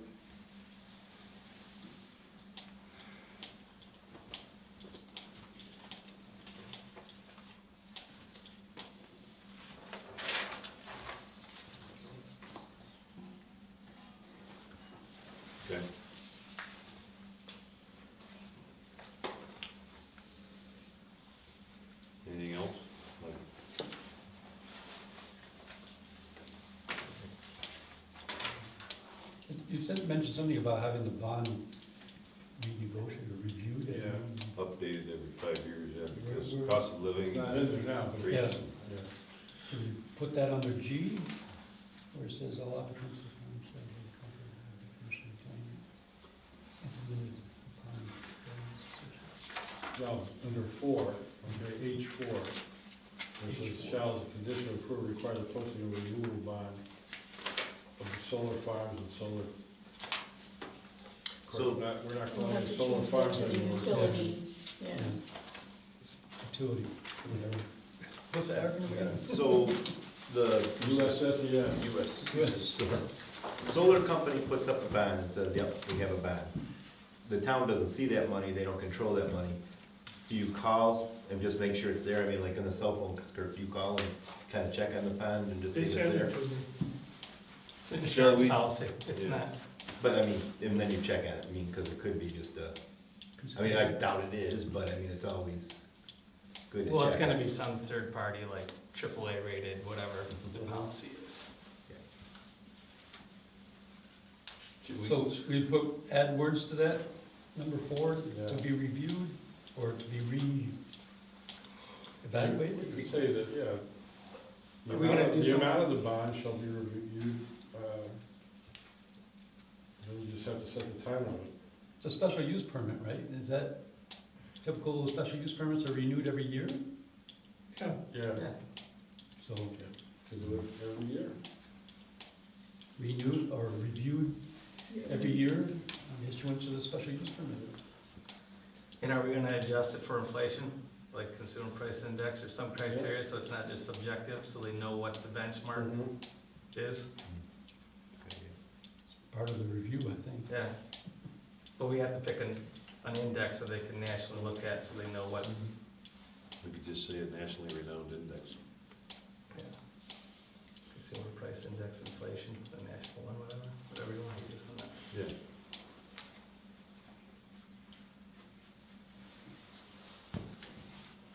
And do you think, as we go through all this, every place that says solar farms, We're gonna rename it. USSES, okay?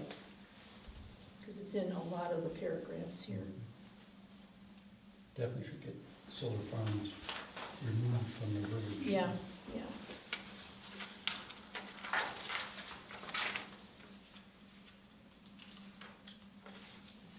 Are we moving off of the decommissioning now? I had a question when you're done with that. That it for decommission?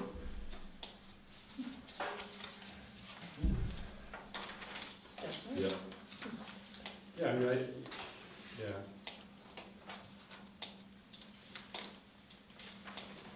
Should there be more? Should there be more? No, I think because you're saying that you have to have a decommissioning plan, which has to be approved by the town, so that gives you flexibility. Okay. Sometimes the more you put in there, the worse it gets.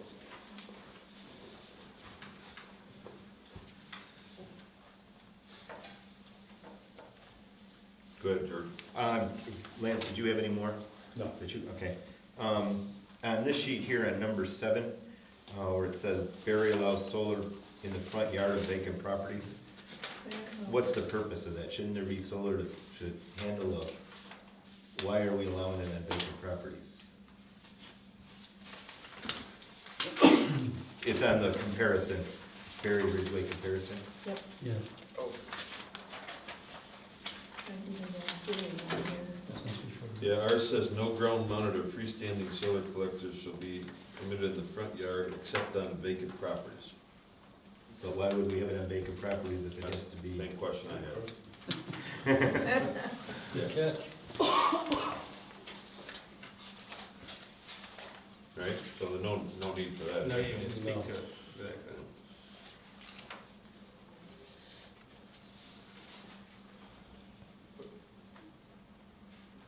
What is it? You have number 8, Barry Solar Station surface, no, I'm sorry. Barry has no restriction on artificial lighting. Ridgeway lighting is restricted to safety and operation lighting. Yeah, I don't think we have any. Now, is artificial lighting something that they use in connection with these? I don't know. I don't know either. Only for maintenance, probably. There's, if you go by the thruway at night, you will not notice that solar farm that's there. I don't, there's There's no no, lighting. I imagine if they do have a maintenance, it's not lit at night. Got a fence around it, that's why. So I don't know if that's what they're Didn't it say referring as a to. maximum? Is that the way It it's just says it's restricted to safety and. Yeah. restricted to safety? It's on They page must have thought 7. Safety and There's operation. gonna have be to have lights it. on at night that would be bothersome or something. Produce glare or something. Yeah. Why else would they put that in It there? says here, artificial lighting of utility scale solar energy systems shall be limited to lighting required for safety and operational purposes and shall be shielded from all neighboring properties and public roads. Doesn't hurt to put it in. Doesn't hurt to put it in.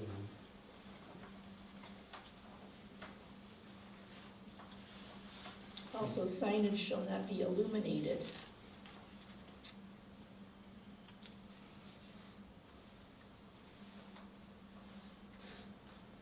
Was it in the other copy that, the ones that we were copying before?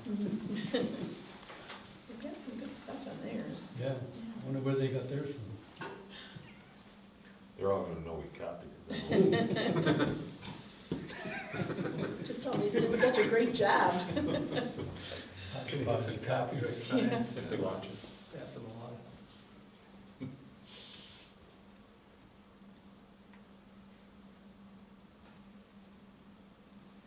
How about, do we wanna have exemption for town property and town buildings? Because they specifically say that it doesn't apply to any town buildings or town property. Wonder why that would be.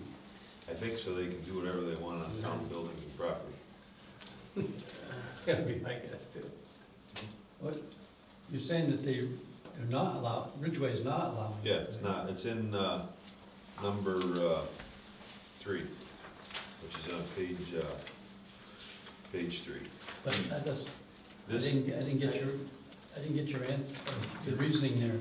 Why would Ridgeway not want any solar on their own town building? no, it says, No, it's, They- The they don't have- limitations, they don't have any of the limitations that Oh, they're saying they're exempting themselves? they're exempting them, right, like Congress does. Yeah. Why I would, didn't, why would they be allowed to do that? Give me a reason. so they can put up 26 kilowatts and not have a special use. have to get their own, maybe how does the town get a permit for a solar? Inspections, save money on inspections? sense now, okay. Typically, a town doesn't have to get a building permit for Yeah, a town building. So Yeah. maybe I think that's what the idea was here, that You don't need to get a they permit. don't need to get a permit. What was our decision on number 9? We never, whether we were gonna put that in, to restrict the lighting, or, Oh, Lance, you said one hurt to put it in? yeah, Must yes, have- I as well, wouldn't hurt to put it in there. yeah, Okay. that was the last comment, I knew. Wouldn't hurt to put it in. Yeah. I didn't put it in, I guess. Leave that, or add a line about, not requiring the, process on town buildings and land. Yeah. D and E. Yeah, that the town is exempt from the permitting and Yeah. site plan process.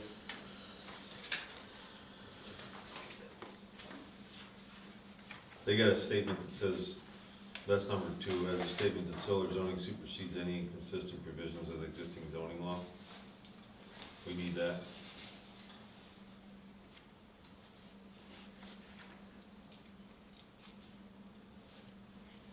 I don't think so. Okay. I mean, I don't even know what would be inconsistent, plus the fact that I think in your draft,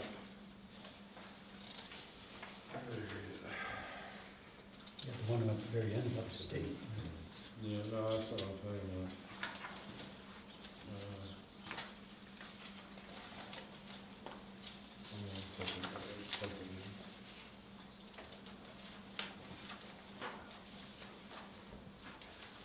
Yeah, under section 3, town various schedule of use regulations. it goes, you know, you have note 1, 2, 3, so there's note 1, 2, 3, 5, and 6. So it just says rooftop and building mounted solar shall be permitted in all zoning districts. Freestanding and ground mounted shall be permitted in all zoning districts. Solar farm shall be permitted only in the RA district. Building integrated photovoltaic systems are permitted in all zoning districts, blah, blah, blah. Solar thermal systems are permitted in all zoning districts. So I don't think you need anything that says if it's inconsistent, you're putting right in here what's allowed, what's permitted.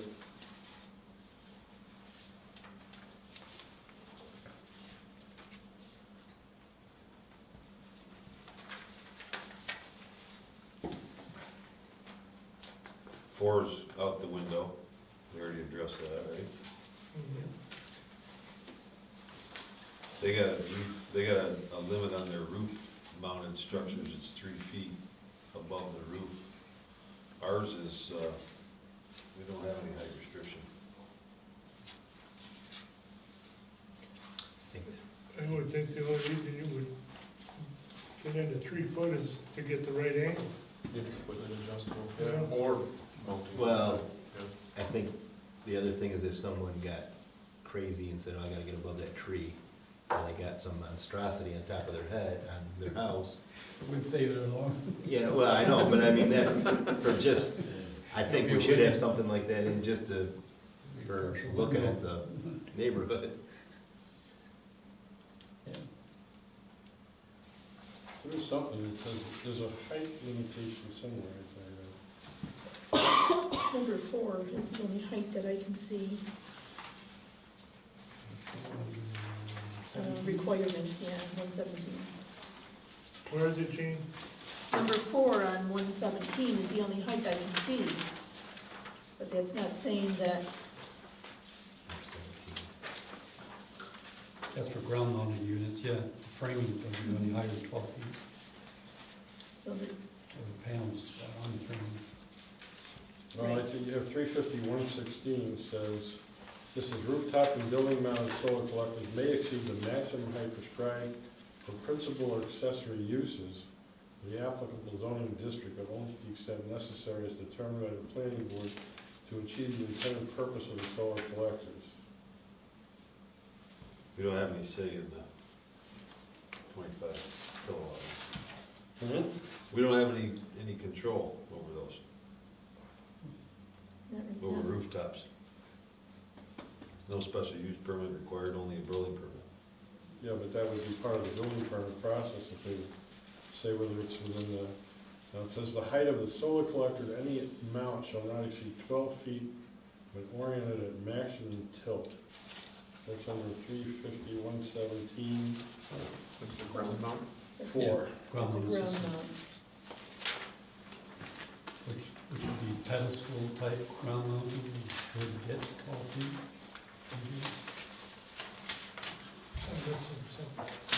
So if you look at Ridgeway's page 3, Ground mount.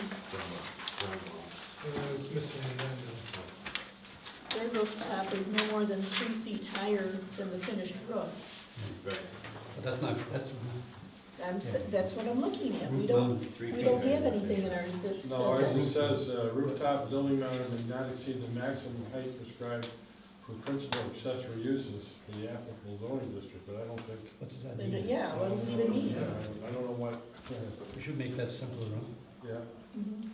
Let's just use their wording. Theirs is pretty good. It is, So these are more clear. yeah, it is. Well, you could put in there, it's a maximum height of 3 feet, but then leave it open, that it could exceed that, but then use your language from 350-116. It says, they may exceed the max, if you say 3 foot is the maximum height, then you could put in here, it may exceed the maximum height, but only to the extent necessary as determined by the planning board to achieve the intended purpose of the solar collector. So, I mean, if somebody says, well, our system has to be 4 feet or 5 feet above the roof line, so what? Well, would that mean then that if Jim Smith comes in here to get a building permit through Shelley, she's gonna kick it to the planning board for a variance? If it's It's more not a than, variance, it's just an approval, it wouldn't be It's more a than 3 variance feet. per se. if it's more than 3 feet, Yeah. It would have to have some kind, what are we saying? It would have to have what? That's what you're asking, right? No, I'm just wondering what the process would be. I'm just curious what the process would be. The variances are given by the zoning. I suppose you'd call it a variance, yeah. But would the zoning board have to give that out? Why don't we just leave a lot of that out and just put in the Bridgeway one, 3 feet above the roof line? Well, No more than 3 feet. You think it needs? I don't know if there are any design parameters that would exceed, I don't know. I don't know either, but based on standard panel, it would be. But if we do that, then we've, something basically told them no. Unless they If get it- it. they need to have it be 4 feet. There's no give on that. Variances or? No, I'm just saying if we only do 3 feet like they did here, Mhm. it says, and in no instance shall any part of the system extend beyond 3 feet. So they're telling you, No. No. this And is it. if if you want more, if you want 4 feet, You're not gonna get there's it. no process? No, No, you're not, no, if we follow theirs, if we do this, there's a little process we could do. Hmm. I thought variances.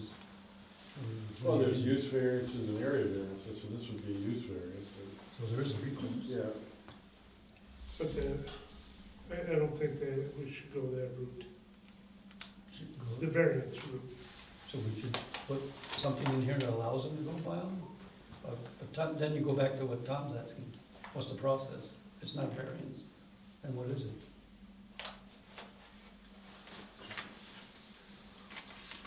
Yeah. See, you're Good stuck. question, John. Yeah, I know. Well, based on our location and a pitch of a roof, I'm not an expert.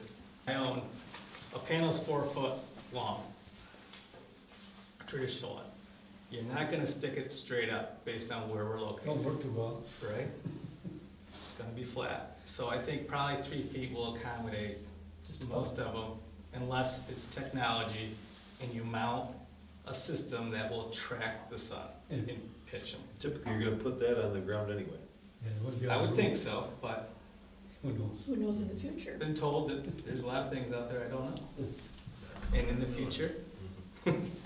I can't speak to that, Gazoo comes down, we'll be out. but I would, I don't know what we're trying to,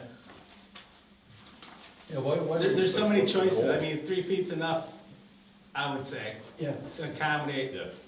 If you want all the fancy systems, and if we have a lot of variances, or shall I say, we got a line, we're telling them no, Yeah, I have to reconvene. we're copying these things from these different ones, but we should also have a realization of why are we doing these to begin with, Why are we putting 3 feet? Why is it, what's the logic behind it? If they want to put it 6 feet off the roof, is it because of unsightliness we're trying to, is that what we're trying to aesthetics? They also say here's where you can't have an overhang more than 3 feet off the side of it. That's kind of a stretch to think about too, right? And safety, Or ice safety, cuts that's going right. off, right, you can't, like on mine, I put some ice shields on my barn roof, but on the solar panels, they will, They come because they around. heat up, it's a chemical that gets in there, and that's why there's not a lot of snow on solar panels. But it's dark. They're dark, I know, but they just warm up a little bit, enough to keep the ice off, so. We can debate these things. Yeah. How about wall mount units? Is there any, The only one I know Is there any about, reason to have the anything school in there? has them on Walmart, right? So the primary school, which is usually has wall mount solar panels on the south side of the building. Flat wall or They're bend? flat. No, They they're can, they're on they're on a little like a man. a track. Yeah, a track. They rotate. Oh, really? Yeah. Yeah, they follow. Because the other wall mount type is where they're mounted on the wall, but the framing is out so that they're. You know, these ones aren't, this is straight track. But that's Almost the looks other, like the old crank out window. Yeah, it's got a You curve know, to it, and it just, it follows the curve. so that's the other definition as I understand it, the wall mount. Where you're actually framing. I just said, well, because it's on the wall. It's on the wall. It's not on the road. It's not on a standalone. It's on the wall. It's on the wall. So do we care about that or don't care about that?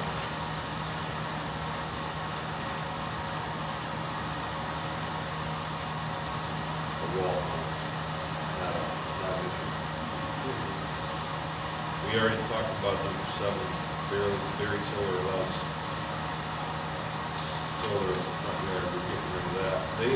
They only allow it inside or rear. It's like, So it's not on the town. I don't know, I think that's the same reasoning behind not putting a backup power generator in the front yard or, you know, air conditioning in the front yard because of aesthetics. so they won't allow it in the side, they don't allow it in the side yard. We allow it in the side yard. They don't allow it in the side yard? Yes, Yeah. they do. Really? They do? That's what you're The saying here. location of said solar energy system shall only be located in the side or rear yard. Number 2 on their 144.17.5, it's number 2. Yeah, the only restriction we have is that we can't put it in the front yard. Unless it's an abandoned, uninhabited property. Yeah. We're gonna do that. That should be scratched out. Yeah.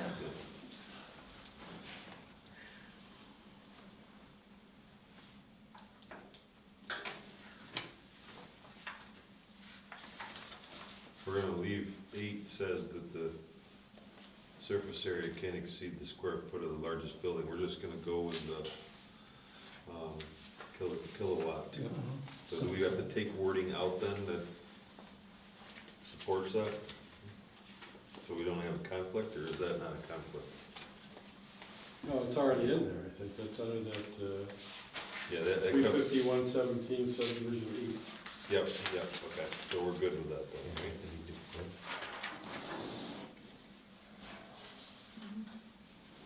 9 we're putting in there.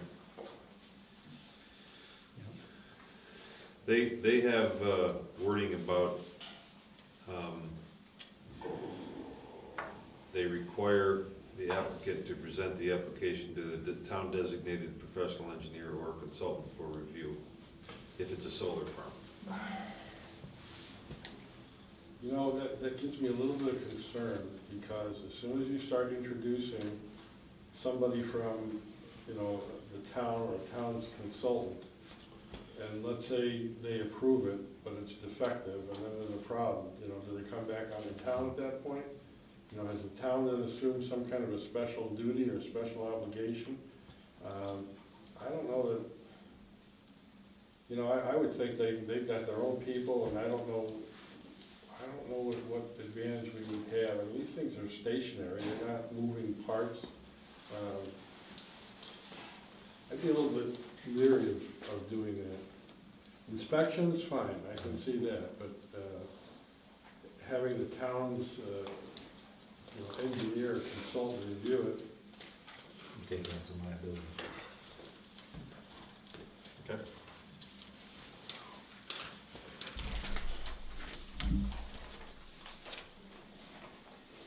They have, they got some pretty specific requirements for the, if you're gonna have a solar farm. They got a lot of detail in here on that. I don't know if we wanna incorporate any of that, or if we wanna just have it. Well, if they fill this out and they go through this, you know they did their due diligence, they're just not slapping it up with a, you know, online solar panel they bought.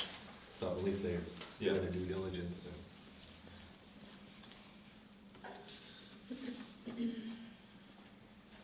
well, isn't that gonna be part of the site plan?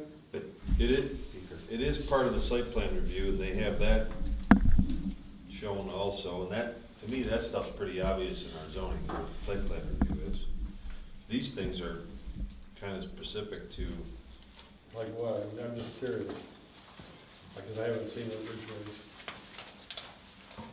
well, they have restrictions from they have setback restrictions from the property line. siting boundary. Size of the biggest, the largest and smallest size you can have of a solar farm. Yeah, I said it was what, 50 acres max, 15 acres minimum? Yeah. So it's pretty much just going through everything they've already outlined, and then the applicant has to make sure he's following all those in there. And I kinda like that the earth tones and non-reflective paint.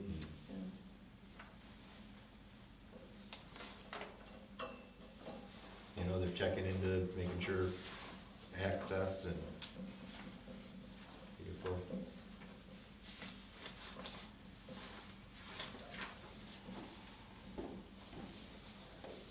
Yeah, I think that's a good, This is, You should put all that in there. I think that's a yeah, good that's applicant. good to me. What are they have setbacks for Yeah. commercial ones? Yeah, Just- It's yeah, it right all there. the- either it's commercial. You got from a property line, 200. We don't, I don't think in our current one, we don't have anything about setbacks, do we? No. no, Not for farms. We only have them for the small units because they're Residential. consistent with the Yeah, setbacks for regular zoning. yeah, just like a regular building. Right. So the way it stands now, our zoning is usually any type of building has to be 15 foot from the property line. So they could be 15 foot. Yeah. You know, if you're setting up limits there, this is one of the wind turbine issues, is setbacks to participating landowners. that's So would you, I mean, if you're gonna put 200 foot, would that apply to neighbors that are both signed up? Yeah, that was, that's a clarification they wanted. But I don't think there's any health issues with the solar as far as setbacks. We're Is not there? talking health issues, we're talking The language. neighboring, that are Right. both participating. Right, but it's a health issue thing with the wind. With this, there isn't any health issues, so is there any other problems why you couldn't do that? Why, yeah, I think what you're saying, why do they have setbacks for solar panels? Yeah, Why would you want them any more than a regular building setback? Is it because you're worried of running into them if you run off the road? that's, I mean, you would run into a building if you ran off the road, whether it be a solar panel. What about repairs on it, John? They gotta get around them. There's only 15 foot between my property and yours. They got a vehicle that's gotta come around, it's gonna be on both of our properties probably. Yeah. Well, at some point, you've gotta stop being big brother too. They know what they're doing when they build these solar farms. And, they probably have themselves, a setback. 200 feet. Well, I think they require, if we're getting technical here, 15 feet if you put a fence up too, like they're talking, the 7-foot fence. So I imagine, again, we're gonna Yeah, make this. I don't, that's another. And they also have an only 70% coverage or something else, so that leads, that leaves that the leads boundary. the boundary around there, not saying they can't encroach, but, Yeah. you know what I mean, I don't, Yeah, we do have a restriction as far as the coverage. That Correct. should, which would, pull it away Yeah. from the boundaries. We don't have anything in there about fencing, do we? Yep, Yeah, we do. yeah, 7-foot fence. Okay. 7 foot, unless we decide they don't need it for whatever reasons, maybe they back into it. Usually they want it, they I want just have one, is that concrete or steel? Steel and concrete. I have a question on that. Why is it 7? Paying for it. Why is it 7? Yeah. Because that's what the other towns. I don't- have. I'm really not sure, Tom. Okay, are they trying to keep items out, people, animals Yes. out or in? Out. I mean, we're loaded with deer up here, and most of your orchards now are what, 10 foot? I think they put 10-foot fences around them. But it's also keep people out, you know, going in there and taking a panel. Why not? I imagine it'll keep a lot of critters out of there. Well, we did put in there, the planning board shall have the discretion to vary or eliminate this requirement where appropriate. That's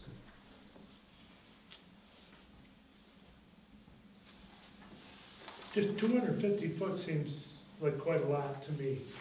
Setback? Yeah, Yeah. from a boundary line, and you take a field, so what do you do with that 250 foot that's left around? It's kind of useless to you to farm, right? Well, 250 feet are from buildings or structures.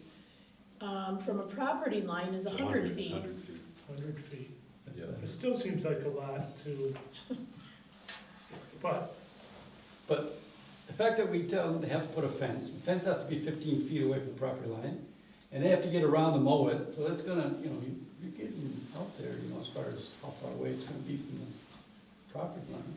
So the fence can be 15 feet in, and then the solar panels have to be 250.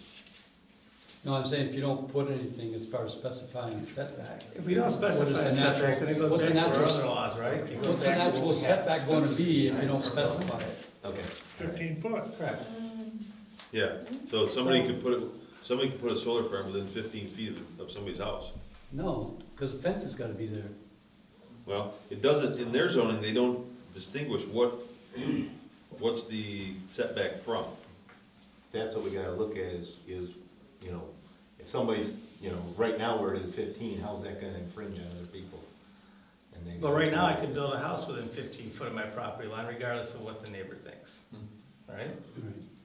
You can't do that with a solar installation because the fence has gotta go in first. I get right? that. And then there's room to get around it, right? It's not gonna be butting against the fence. So naturally, it's gonna be, what, 50 feet? If we want more than that. Because it's naturally gonna be about 50 feet from property line To the anyway. panel. To the panel. Yeah.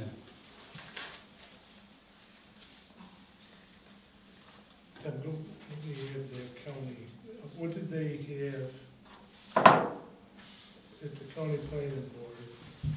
Did they go by that, the 100 foot? These are this is what they have to go by right there. Okay, but I don't need to see that, if that's what they went by. But you're trying to figure out whether they use the fence or they use the solar panel as their restriction? Doesn't really matter. Doesn't really. I mean, if you got the fence, it doesn't matter if the solar panel's right on the other side of it, They did 250 foot setback. from the property line. Yeah. Okay, so why did they make it that? For what reason?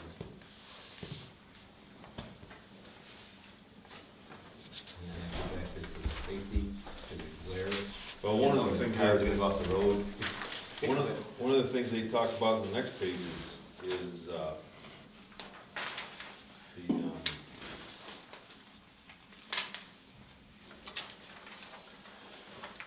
maybe it's got something to do with this, I saw it in there. It's, The berm, are you looking for? no, it was that skyscape easement thing. I don't think we'd ever The have one that where out here. you can work with the neighboring property? Yeah, Yeah, did you see that? yes, I did.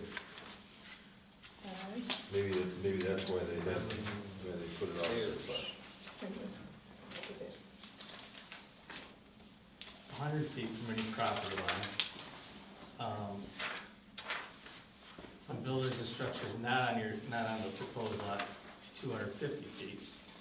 So from somebody's house, to take that. And then, That's Theirs. so they just break it out. And 500 feet from a public park or school. It's all under their 114.17.7, down through their setbacks, under C.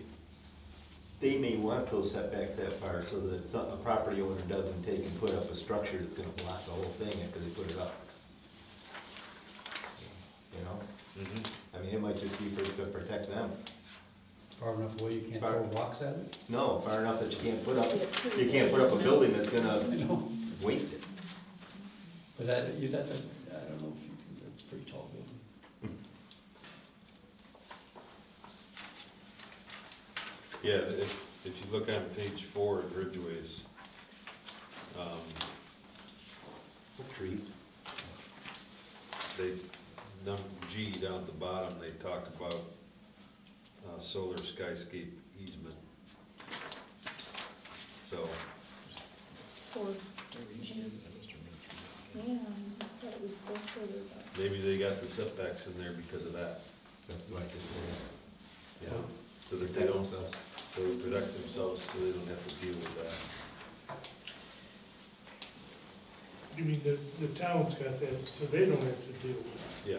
Correct, for the neighbor company that owns the other property, saying he's gonna sell it, put a Marriott hotel, or whatever, it's gonna have to be pretty high. He's so gonna they- plant a hedgerow. Yeah. He's gonna Plant trees, hedgerow. have big plant trees, and, pine trees have them 40 feet tall. You would think that 40 would be 30. more up to the developer, to where he would wanna, how far back.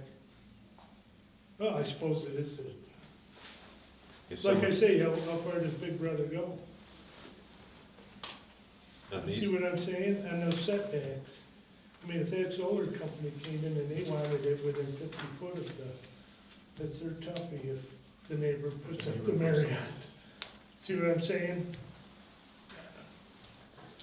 I'm not arguing with you. Well, they're saying a minimum lot is 15 acres, so think about how many panels they would put on that and how close it would be getting. That's maybe why they put a setback, so they're not coming right out to the next building or the next property. goes back to what we said, it's 15 acres and only 75% of it can be covered. So probably just did some number that looked like you would have it perfectly in the middle of a rectangle. But they probably, I They mean, they probably could move it thought from one side Correct. to the other, so. Yep. You probably ought to have some, I think the biggest concern would be a setback from, we get back to the windmills about non-participating versus participating property owners. So I think there probably should be at least a setback from the non-participating property owners, either their line or their residence or something like that. So they don't look out their bedroom window and, see all these panels. So if I were to do a setback, that's the one I would be most concerned about.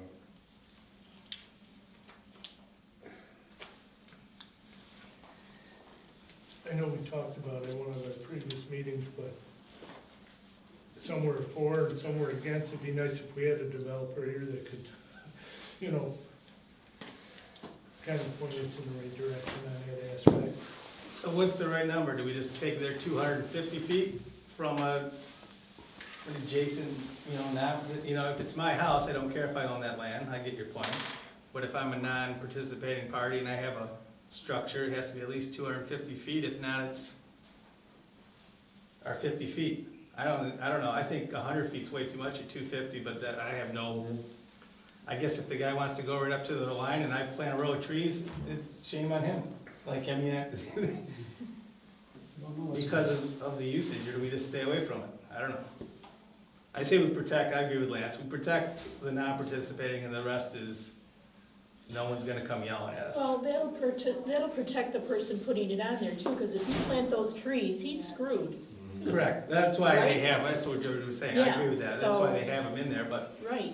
I think our biggest issue is not necessarily the vacant land or because if it's 15 acres, it's agricultural anyways, it's the non-participating, So not he getting does- the lease payment. Yeah, and as long, because he's not gonna get, he's gonna Correct. get ticked and he's gonna build, So put you might as those well make trees that in, one, so, that's the one you're gonna hear about, yeah. so protect that one. It's 200 from the right of way of the road. It's 100 from the building. Well, heck, they fly around in orbits in outer space and get hit all the time. Well, they do have, They're not they got from buildings or structures not on the lot proposed. So, for buildings or structures not on the lot proposed, a minimum of 250 feet. So that would be from a non-participant, I would Right. say. Right. And then 500 feet from his dwelling, from his Main residence. dwelling, Mhm. Would this be put in section 119? Added in there? Well, we're trying to decide if what we're doing here first. Yeah, just utility grade type solar. Are there any on here that really, anybody feels strongly should not be? I don't know, I think we're just going by midways and but with no basis, you know, as to where it comes from. No, but we do have a basis because we've gone through it with the wind, so Yeah, but just, it's not the I same. don't, well, You got moving parts flying around, you know, and you got. I understand, but You had Kirk had a good idea of the developer. We could ask a developer to come in and tell us about setbacks. Yeah, should probably get another data point. The other thing is, like Steve brought up though too, you can only, if you got 15 acres, the smallest parcel, you can only cover 75% of it, right? Right. So that gives you some pretty wide open area too.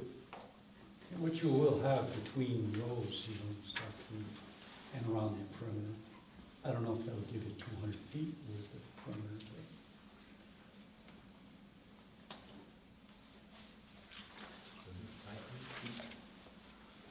The other thing, I mean, the fact that they'll let you put these, that they're letting you put these in wetlands and in buffer areas, that's kind of significant. Yeah. They're gonna take a bunch of trees down and put them in a diamond. I don't think I mentioned that, but Really? in that one location on the south side of Route 31, they gotta clear 20 acres. You know, you just, I went by the sewer treatment plant over here now. What are they putting in there? The land on either side, on east and west side. Solar panels. Is that what it is? Yeah. That's what it looks like. They're driving pylons in the ground. They're putting solar panels in to operate the sewage treatment plant. Okay. So that, speaking of, you know, removing trees, 11 acres. clearing out land. So on your 15-acre parcel, you got 3.75 acres of open space. That's a pretty good setback all the way around there. Yeah, but 200 feet set back, every 200 feet you move, that's an acre. Yep. So, you know, we got 3 acres to go around the perimeter, Almost 4, you're right. which is 600 feet. Yep. I know, no, the numbers all work out how they're doing it, but I'm just saying, how did we get to this? Someone did some more thought than whoever they took it from probably had. Work it out. There's some, the numbers all come out to, like you said, to match up with the setbacks. That's all. I'm Yep. agreeing with you. I don't, Because if you have 15 acres and you go an acre, essentially you go in 200 feet in, and you're trying to go around that whole perimeter, you don't have much left in the middle. no. Can So we my go point would back be to like, this one? yeah, that you go back and cover, like Lance said, the residents and the adjacent owner's property structure, and then the rest, I don't know what the number is. I guess they would have to know a developer, but if we put 50 feet or whatever, and they think it should be farther in, good for them. They're probably not gonna encroach it because of trees or whatever else, knowing that we as a town are not taking a stance that we're not gonna prevent the adjacent landowner from building a structure that blocks sun. So I would think, I'll use their professional judgment, they're the ones making the money, that if we give them at least what we feel comfortable with, and if they wanna make it greater, that's great. Right? Yeah. So, So you wanna, what do you think about trying to get a developer to come in and provide his suggestion? Or do you think we should? I second that. I think it's fine, but I think you could develop it, it's a hypothetical. And we can ask them that, and they probably don't even have to come here. What, hypothetically, what would you look for? Yeah, And then save yourself, and I trust you to make a call, or whatever. yeah. You can call Connell or Solar, there's plenty of them that are local, and say, hey, put a solar farm in, and what are your typical setbacks? We know what ridgeways are, so we already have a basis, and so if they tell you 10 feet, we know, we can call it next guy. They certainly didn't follow those setbacks when they put the one in on the south side of the thruway No, that's my, so there's, on Bank Street. that's right. Agree. I didn't think about that. And that was my point, so we were kind of making these, but Same thing with the one over here in Albion. It's going right up pretty close to the road. correct. The sewage treatment? Yeah. Right, It's definitely not exactly. 200 feet away from the Right, road. exempted themselves from everything. They did 200 feet from the road, they wouldn't have a lot left. I mean, it's true. It's going a ways. So that want to be tabled for the moment, correct? Yeah. How about the height? They allowed 20 feet, we're only up to 12.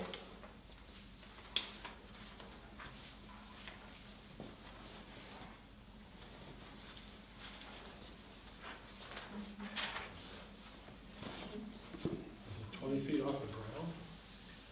The height of utilities Maximum should When not we're exceed into 20 that feet. maximum Your tilt. maximum tilt.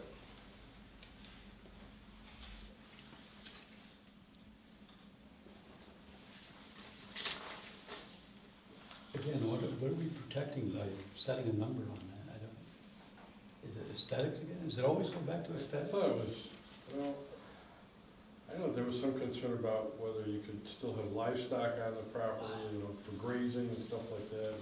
You didn't want to interfere with their ability to graze, and These are all a fenced. lot of these in. people, they still want to use, although I don't know how you would do it, how you would use the underside of those, where those panels are for agriculture. I mean, you're not getting light in there, so I don't know how you would grow anything other than weeds and grass. I mean, They're gonna mow those two times a year, they said. Mhm. But if they put goats in their sheep, Yeah. you have to. Not goats, sheep. Goats will eat the wires. We have in ours that not to exceed, That's awful too. says not to exceed 12 feet measured from the base of the solar array rack to the top of the solar panel. However, the planning board shall have the authority to increase the average height of the solar panel rack by 8 feet as necessary to accomplish the purposes they are intended to serve. So we can go up to 20. 20. Jeez. That's ours now? Mhm. No. Yeah. Okay, so I read that wrong. No, you just need Guess to we're all read done with further. that, right? That's good. Didn't even know what we wrote. Are we leaving the 15 acre minimum and 50 acre maximum? That's Ridgway's. Yeah, we don't, that's what they got, we don't Don't have have, a, we're gonna wait and come back to that after the developer, too. do that. Ask him that. Yeah. Somebody wanted to do, I mean, I'm just thinking out loud, somebody wanted a 100-acre farm, so what? I mean, I don't know what, They come to the planning board, and well, now if you put a 50-acre limitation on it, they'd have to come and request a variance. if that's how you put it in there. Well, I think we would put it in there. We wouldn't put a limitation on the acres. No, not on a utility scale, why would you? No.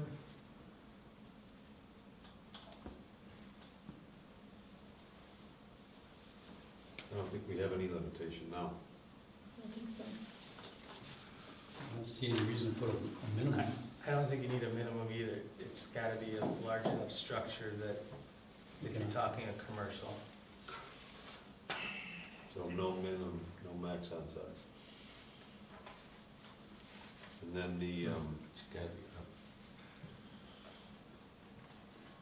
they got one per lot. Does that matter to us? You know, that also depends on what you define as a lot, you know? Is it a tax map lot? Is it, you know, I mean, some of these parcels are an amalgam of different smaller lots, so I don't really think that's, Okay. I don't think that's an issue.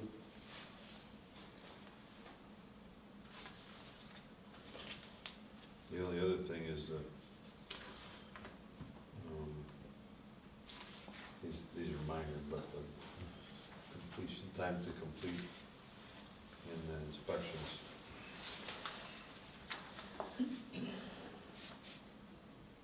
I think the inspection is something that is worthwhile. The time to complete, you know, it doesn't hurt, but these guys are there to make money, you know? They're not gonna protract the construction phase, Yeah. you know? Should be self-regulating. Once they get an investment, they wanna get it. And I think when you issue a building permit, doesn't it automatically you have to complete construction within a year?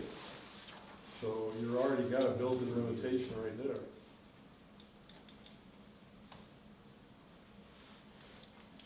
But he says Barry has no New York State P or engineering inspection. Ridgeway requires one, is there through the state, do they say that? Gotta be a licensed professional engineer. Okay. To do the inspection. Wouldn't that fall into the same thing as he talked about before? So the engineer shows up to representing our town and says it's great, and the thing quits working, or Yeah, whatever. I mean, well, I guess it would be their inspector who could say anything else they wanted to say, but. They get the fee or expense associated has to be paid by the permit Yeah. holder.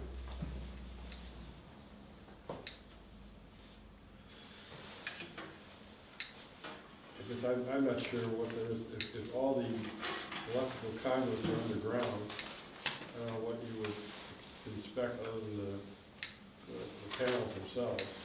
There's wiring going between the panels and junction box, and there's conduit, you know, underneath the frame, distribution panels. But I don't think it's somebody that we should hire. I mean, it should be somebody that they hire, that they pay for. Yeah. You know. Similar. Even not, there have been cases, for example, where, like in New York City, the city inspects elevators, okay?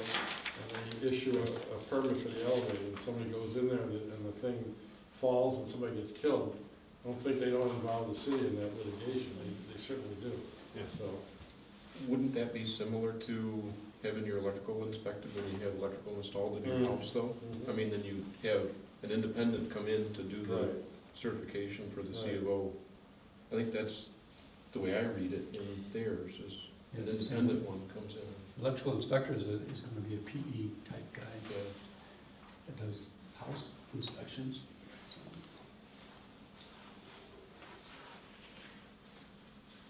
Well, I say we leave it in there. The way theirs reads is they're paying for and providing us basically a certificate of good health of the road. That's fine. Right. I say we leave it in there. Well, it's not in there yet. I know, but I'm saying we take theirs and put it in ours. Yeah.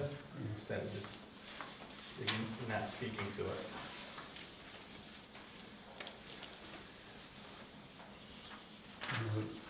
Doesn't hurt. Good echo. Yeah. I don't know if we've got a fee structure for ours yet, have we? That was the other thing we were about. We don't have a fee structure. And then something else they have in theirs is clearing, grading, stormwater, and erosion control that we don't have in ours. I think we talked about those though and said that they fall underneath the special use permit general requirements. Site plan review type Site thing? plan review. Okay.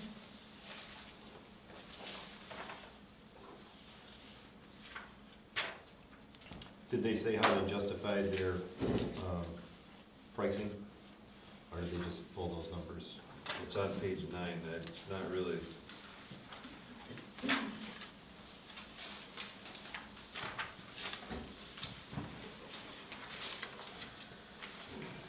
Actually come right out and put prices in there? Is that reasonable to put in a document like this, put actual prices in?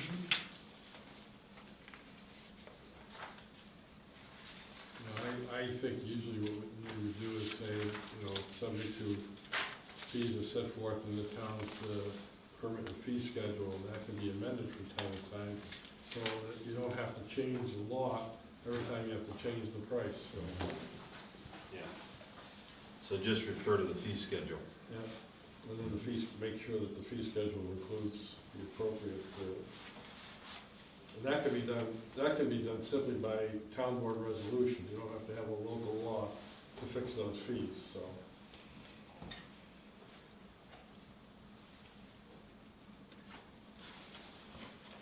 I mean, I'm wondering if they got these from other projects that have been completed in other towns, and that's what they were, you know, charged or. Said, well, they got that, we'll up it a little bit. I'm just wondering where they got those amounts.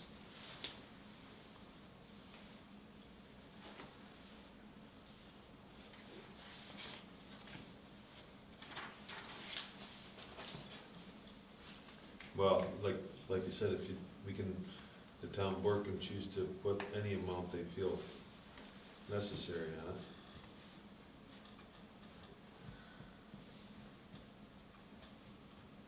But we don't have to change the local law to change the amount.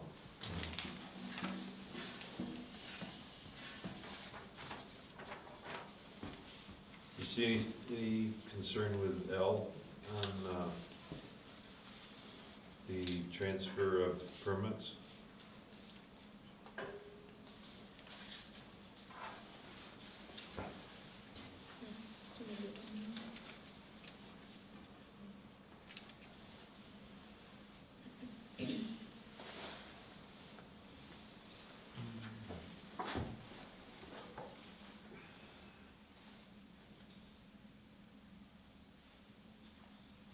Now, is that saying like a new owner comes in? Yeah. If a new owner comes in, can you recharge them go back to square one and, you know, hit it that way again?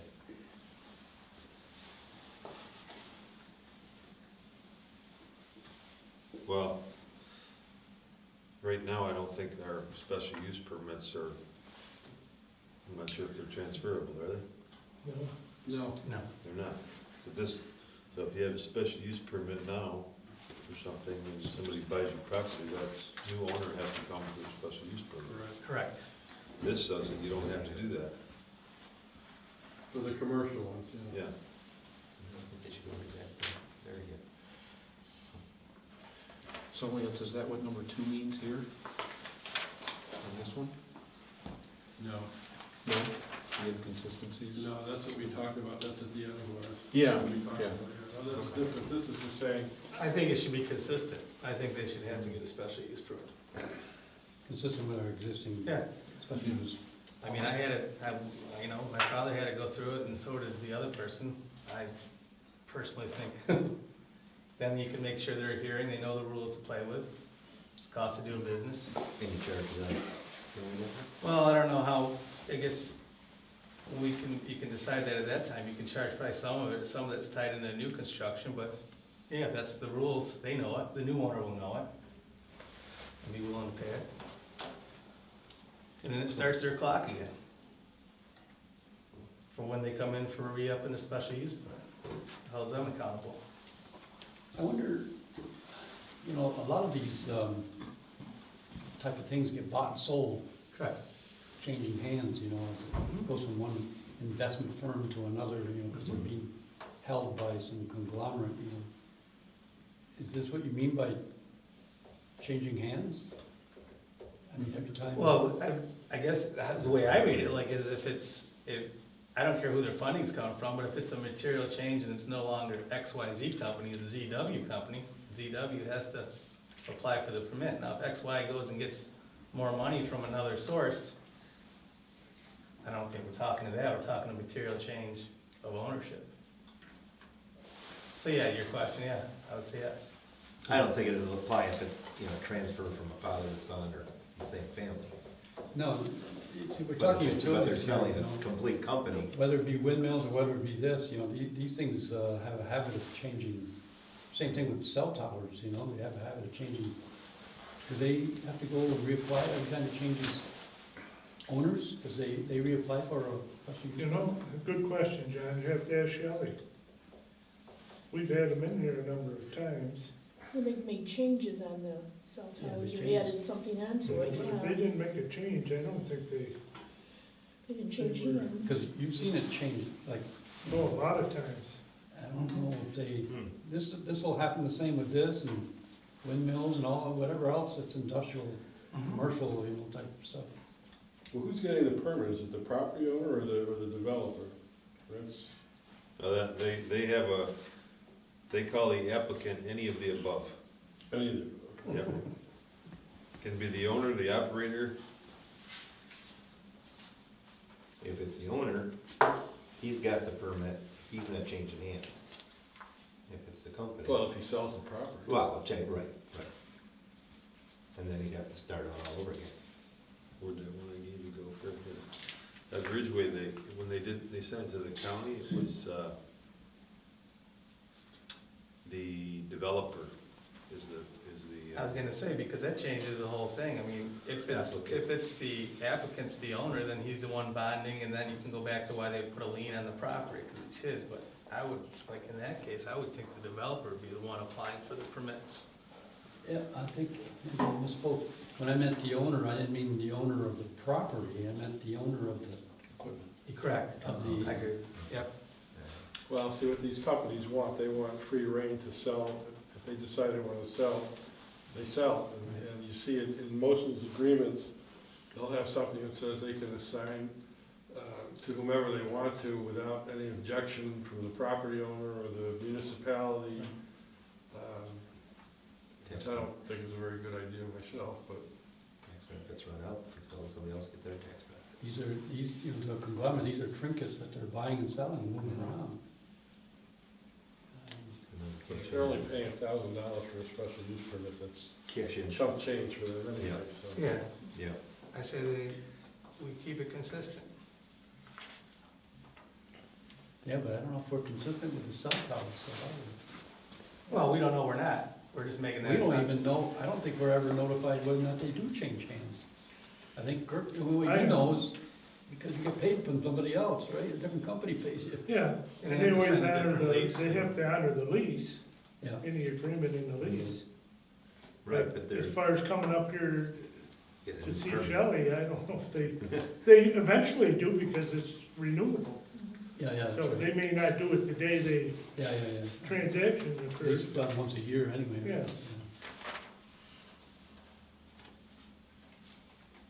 I mean, you're right. If they're done properly, it's every year. And if it's a new owner, And if it's a new owner, he's gotta show up for a special permit. Someone's gotta say, you're not the same Shelley one. gets a chance to say He ka-ching, gets a right? chance to say, at that time, pay this, or have a nice day. So I think we're covered. I don't know. Yeah.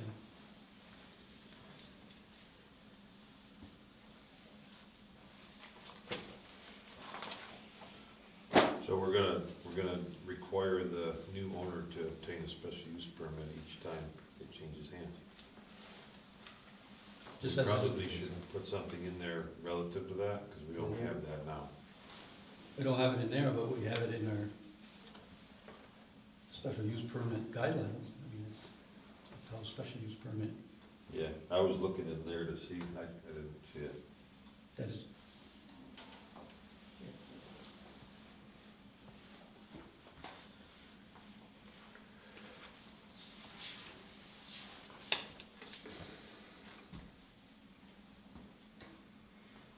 And then Lance put the last, he's got one of his statements for the last page of town. The last one. Oh, about the effective, when it becomes effective? No, in the Ridgeway one, it says, if any subsection is any reason invalid, void, unconstitutional, unforeseeable, any court competent jurisdiction. It's got about,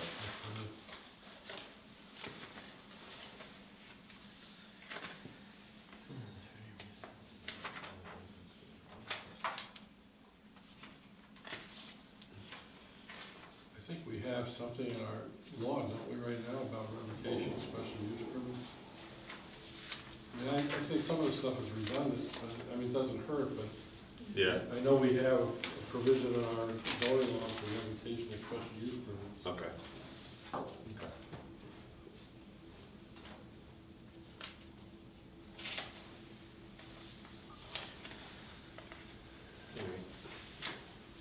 No, I think in section 5, we have effective date, it says the local law shall take effect immediately upon the filing in the office of the New York State Secretary of State. Okay, that's fine.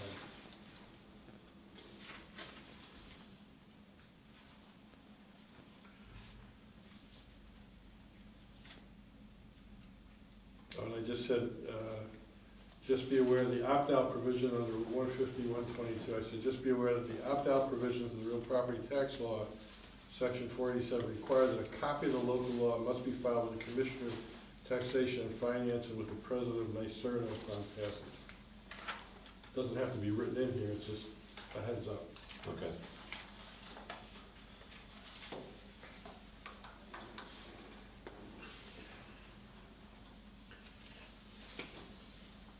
Well, the only thing that we really didn't settle was the piece about the setback, right?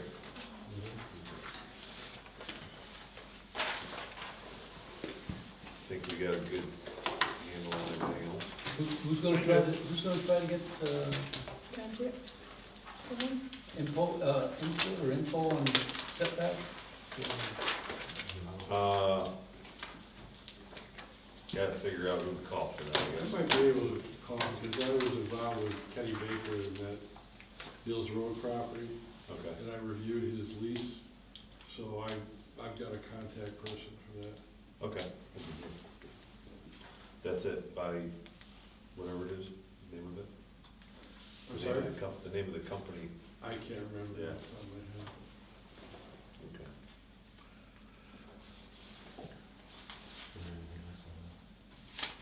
So in theory, we could be done with this in a month, next month, right? Well, I think we gotta take these changes that we talked about, get them get them written in there, New revision? get it typed up, and then go back over it, right? Yeah, next month. But I mean, we could really be done with it, or set up a public hearing, maybe for March, Well, first we gotta go to the town board, county, right? yes. First the town board, First the town board, then the Yeah, county. there has to be a secret review as well. Yeah. Yeah, I'm thinking about that. you want to ask anybody in the audience if they want to, go ahead. Got anything, anybody in the audience would like to add? Do we have it? No, I got something I wanna talk to you about though. I can do that right now? Nothing to do with solar. No, might as well Just- do solar while we're on. Yeah, just solar, go ahead, Yeah. yeah. No, I got something else. I want to- Comments and anything to add to what we've done so No. far? Awesome, you're doing a great job. What do you think, John? Oh, Robin, In my humblest of opinions, first of all, we can't put the cart before the horse.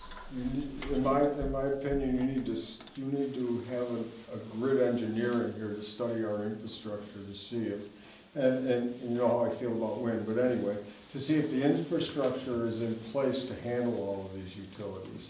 In Germany right now, they're struggling, and they're already paying the highest energy costs in Europe. Because what they had done was they put all these projects in outlying areas and then went back and discovered they don't have the infrastructure to deliver the energy. So what's happening is the taxpayers are having to carry the burden again and go back and rebuild a whole lot of their infrastructure. So first, I would say have an expert come in and discuss all that with you and look at the energy grid and see what, Yes. and see what's available. Just see a what's- comment, John, you understand the function of this board is to make some rules and guidelines for developers to come in, so they know what they're dealing with when they want to put this in. Not to, Well, the developers came in Germany, they sold all the projects, my friend, and now they're having to go back and they hit the taxpayers for a whole lot more money. So there's a lot of salesmen out there. But in order to have people who really care about their community and what's happening to it, it has to start here. And you have to say, well, we want engineers, independent engineer to come in and look at our grid and see what's available and see how much more we can load it up. Before the taxpayers have to carry the burden and go back with higher energy bills, having to rebuild the infrastructure because we did put the cart before the horse. I would think that would be NYSERDA's responsibility, and they would have the expertise to determine whether. Well, Germany thought they had all that in place also, but it didn't work out very well. how do you see it possible for a town board to do something like that for a whole community? Well, it only makes good sense if you're making decisions that affect the entire community. Good sense. John, no matter what I say, you're gonna attack us. You attack every human being No, who sits up. I- Yeah, you do, because you I'm think you're going- the smartest I want man in the reason- world. I want And I'll be reason- honest with you, it's a personal attack, but it's meant constructively. Because continually, that's what you do. I don't know if you realize that, but that's what you do on a regular basis. And 2 minutes is up then. Okay, well, I know, I understand what you're saying. That's good, that's not a bad suggestion to understand what the infrastructure will support. And then you have to study the topography of the land, because we're rolling hills out here, we're not flat land like they had in Batavia and in Alabama and other Yep. places as well. I mean, there's a lot of things to be considered. It's not just, Yep, go ahead, Rob. Well, there was a solar company that did come to this town and was willing to talk with us. I believe that Sean has that name. If not, Bennett does. I heard Richard rumors Bennett. that someone wanted to come and talk, but I never got a name of it. You didn't? Okay. No. Bennett, Richard Bennett has it, and I might still have it as well. I'll check and see for you.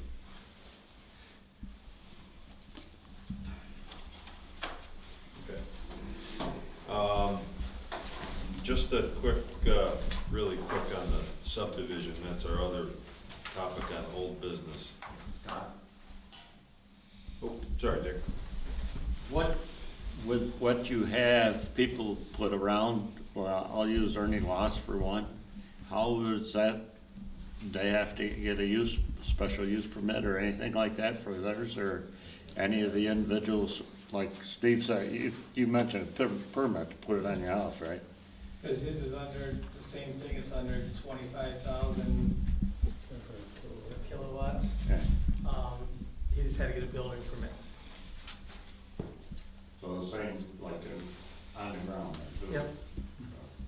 Yeah. You're talking about fences, this is just on the commercial, Yeah. like farm, okay, not individual. Right. Okay.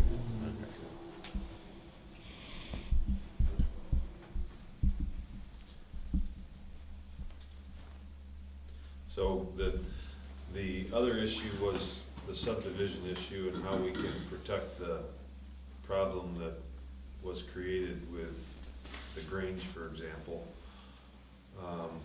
Clarendon has zoning that before any property can be subdivided, they must file with the planning board for approval. They must have a survey, and it's got to be filed in the county clerk's office before a deed is filed, and it's got to be stamped by the planning board.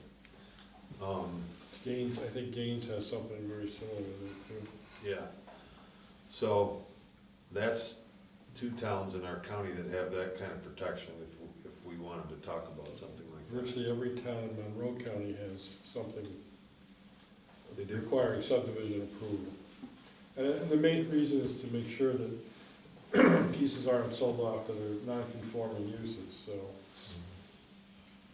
I dealt with one in Monroe County, it was actually just a sliver of land from one neighbor to the other, and that had to go through planning board approval, so. Well, I'm not sure if we want to consider that in our town, but it's a possibility. Shelley's been after us for quite a while. Yeah, But for good reason, right? I mean, good, but here again, you know, you got landowner rights, and this would be taking part of it away. The Grange was non-compliant to begin with. Yep. and they made it more non-compliant, right? Yes. That was her.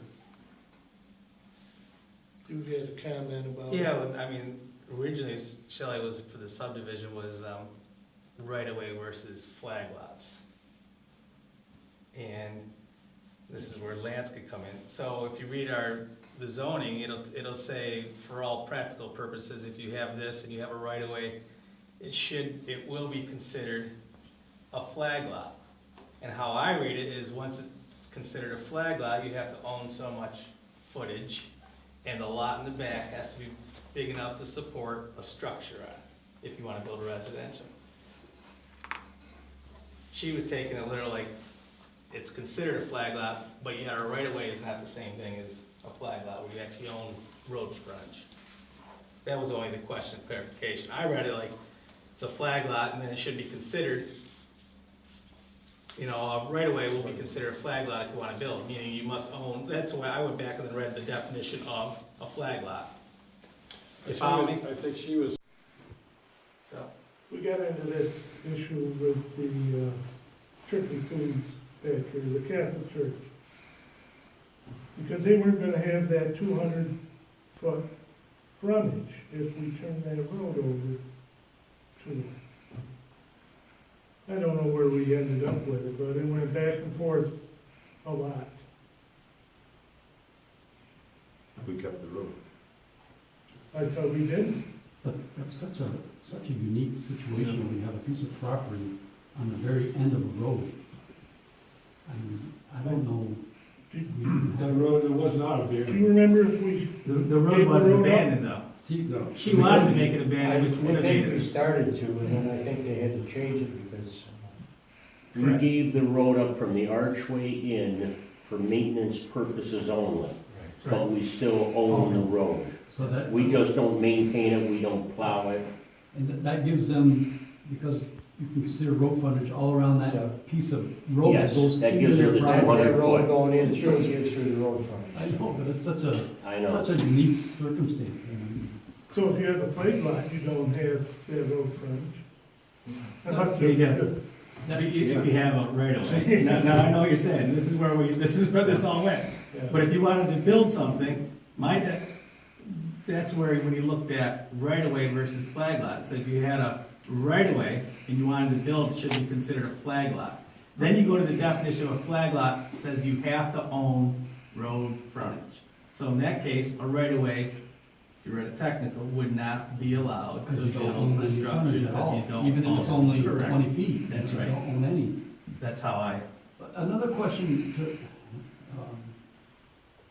having to do with this, the difference between right-of-way and a flag lot where you actually own the land.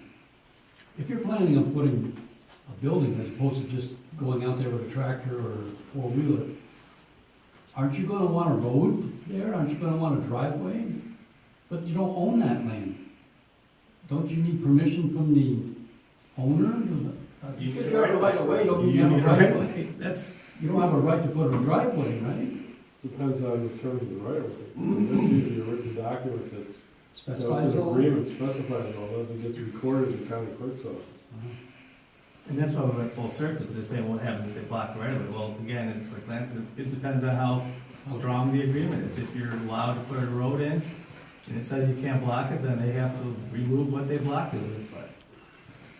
So I think Shelley was going in the direction to try to minimize any potential for this by Correct. making sure all these land sales are going before the board, to try to keep from these things happening in the future. I know the thing with Grange, that must have happened a century ago, I right? think it's just tied into this, you wanted a survey, and then they would review the survey first, and then if it was a right of way, that wasn't gonna be, again, moving around whether it's permitted or not. Guy wants to buy hunting land, says he hasn't, I don't know. That's kind of where we all ended, how far do you take this? Our laws right now cover it, but again, everything's subject to interpretation, I guess. next month. Yeah. That's right. So were we expecting That's to, it. Were we expecting to accomplish something on this? Well, I didn't realize when, last time we met, that there were 2 towns in the county that had that kind of subdivision going. I called the town of Gaines today to get there, she said it was 2 inches thick. for that? Yeah, they're development rights. I was gonna get a copy of it. They're not true. So, no, to answer your question, though, no, I didn't think we'd get anywhere, Okay, but I think we ought to have Shelley ask her again, I guess, next time. or leave it alone. Well, whatever decision, she should be here Yeah. and have her say. It's her thing, right? I mean, Yeah, she's the one who brought it up. So while we were discussing all these other topics, and then an idea came to me that I'll share with you, and you guys can do with what you want. We were talking about limiting the time that people speak and stuff, and you guys agreed to let me 2 minutes. I got thinking, that might even why not consider writing comments? I mean, if you're sitting out there and you have an idea, your thought, you write it on a piece of paper, you write it, they can hand it to, if there's an alternate here that's not, you know, in this, you know, be in the discussion, but he has time to look at that too, or somebody that, and if the ideas or whatever's coming in is relevant to what the topic we're discussing, then that can be brought into the discussion, you know, and they have the name on it, and if you want elaboration, you could ask for the, you know, to elaborate on that idea. And that would keep the discussion going, and then at the end of the meeting, you can go through the rest of them, and if we haven't covered them, then that would give the public time to make their voice on what their comments were. And that would just keep the meeting going. That's just an idea, and why we're discussing Were this. you thinking that in addition to the 2-minute? No, I was thinking of that in place of, In place of it? Well, many times, if I can, many times people want to expand on what they say, because comments go both ways, that's dialogue. So just to write them down and not allow them to speak on top of it would be. but it would be allowed to speak, but it'd be an appropriate time that, when that discussion, So the okay, dialogue- here's a relevant thing that they want to say, and then bring it up, you know, it would be brought up then. Is to keep it from being meaning disruptive, you know, so not disrupting. Right, the flow of the meeting, exactly. And then all comments would be, you know, discussed at the end too, that if they weren't brought up during the meeting discussion. That's a great idea. Maybe the town board could. No, I don't agree with it, I'm worried about that. But for a planning board type thing, or a zoning board type thing, where it's, you know, volunteer members that are trying to get through a meeting and get home. Yeah. That's that. We got the 2-minute rule now, we can try that for a while, and we, you know, definitely consider it. Didn't work. It's not working. With what, excuse me, with what George was saying, when you were talking, I had things come up in my head though, and they're gone. I'm too old, I can't remember them all. Even if I try writing them down, I can't read my own writing, so. But it, So those could have been handed up and looked at, and, you know.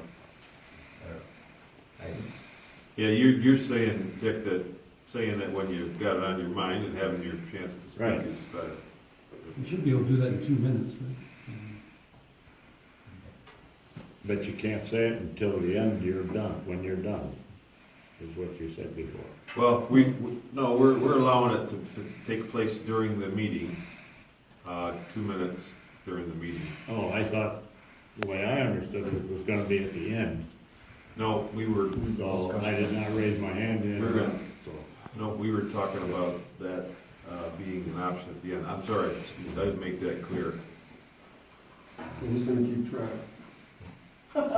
We would want 10 seconds here and 20 there. One of the things I did think of is, Steve, when they put your solar panels up, did they tell you how to get rid of them afterwards, if they go bad? No, they actually have well, they'll take them down, number one, you know Right. that. But 25 years is not this drop dead date that everyone, you know, Right. fabricates and thinks it is. They just become less efficient Right, over time. They're warranted for 20. So they're warranted for 25. yeah, So if you want to drive your Chevy past it 6 years, 60,000, just like mine, I can keep those as long as I want them. yeah. They just won't produce the maximum, most efficient output. But if one goes bad, I have talked with other people, and they can't go, they get recycled, but it's gotta be specially because of the things inside them and stuff. I don't know everything about inside or nothing, but they say there's chemicals, I guess, in there, and they have to be recycled a certain way, and it costs a fortune to get one recycled. It's the same way as a TV or any other electronic piece of equipment. Yeah, but I can get rid of my TV and take it down to the county. You can't take these, from my understanding, take these and get them to the county, you'll dispose of them. This come from another owner, and you were also talking about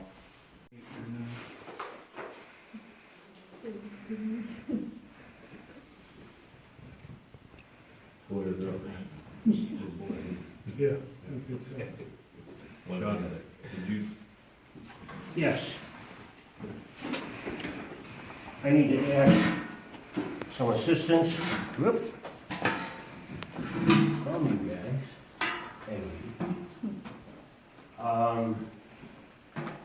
In digging through a few things, I was looking at the comprehensive plan that you guys finally got together last year. Now, question I have is on that map right there that was in the comprehensive plan.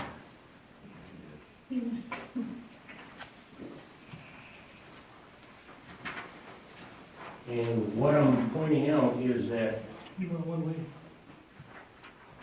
on 98, you have on the comprehensive plan that it is mixed residential, commercial, all the way down 98 to Root Road. And going out 31A to Eagle Harbor Road. And I got thinking, okay, this is great. I went by this when I've been talking to people elsewhere about how we have this area on 31A especially for development, for business.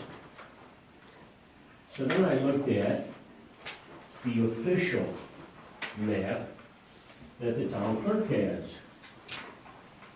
And I'm sorry, when I copied this over, the general business is in a light gray, which when I copied it, came out pure white like the rest of it, so I used blue highlighter. And you can see right there where it comes down just 98 as far as the triangle where Oak Orchard comes into 98. Nothing, and as you can see also, is that the date of revisions, bottom right-hand corner, January 2000 was the last time we had this revised. So my question I have for you, we have a comprehensive plan that says that we have development on 31A, but the official map does not say so. So, how do we proceed? I mean, Jaguar County? How do we get what's in the comprehensive plan into the official? Yes. What do we got to do? I don't know. We had enough to just figure out how to do the comprehensive plan. Yeah, I know. How many years did that take? Let me know if I missed anything. How to get it from. Bye, Brittany. Speaking of which, a little bit unrelated, but having to do with the comprehensive plan, there's a section for survey results. It's all gibberish. There's no survey in there. It's all gibberish. I don't know, something got missed. I'm looking at what's on the website. Yeah. And just so you know, there's something missing there. I don't know what happened in the compiling of all the sections. I think No, CNH did that part. Oh, Because CNH. it was that, the section on the front would take you right directly to it, and you know how to do that.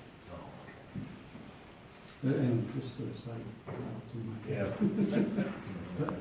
So this is what I'm asking for, some guidance or assistance or whatever, so that we can make two documents the same. That's all. This is the most recent that was approved last year. Yet we don't have it on here. I mean, this has got it as far as the triangle on 98, and this has got it going all the way down to Root Road. So it's an extension on Route 98. we definitely changed that. We wanted to extend it, yeah, Yeah. but where do we, County did, right? The county has those. County does. So therefore, the county has approved it. Yeah, we didn't go through the process though of changing the zoning. Right. We only changed our comprehensive plan to show the land use plan.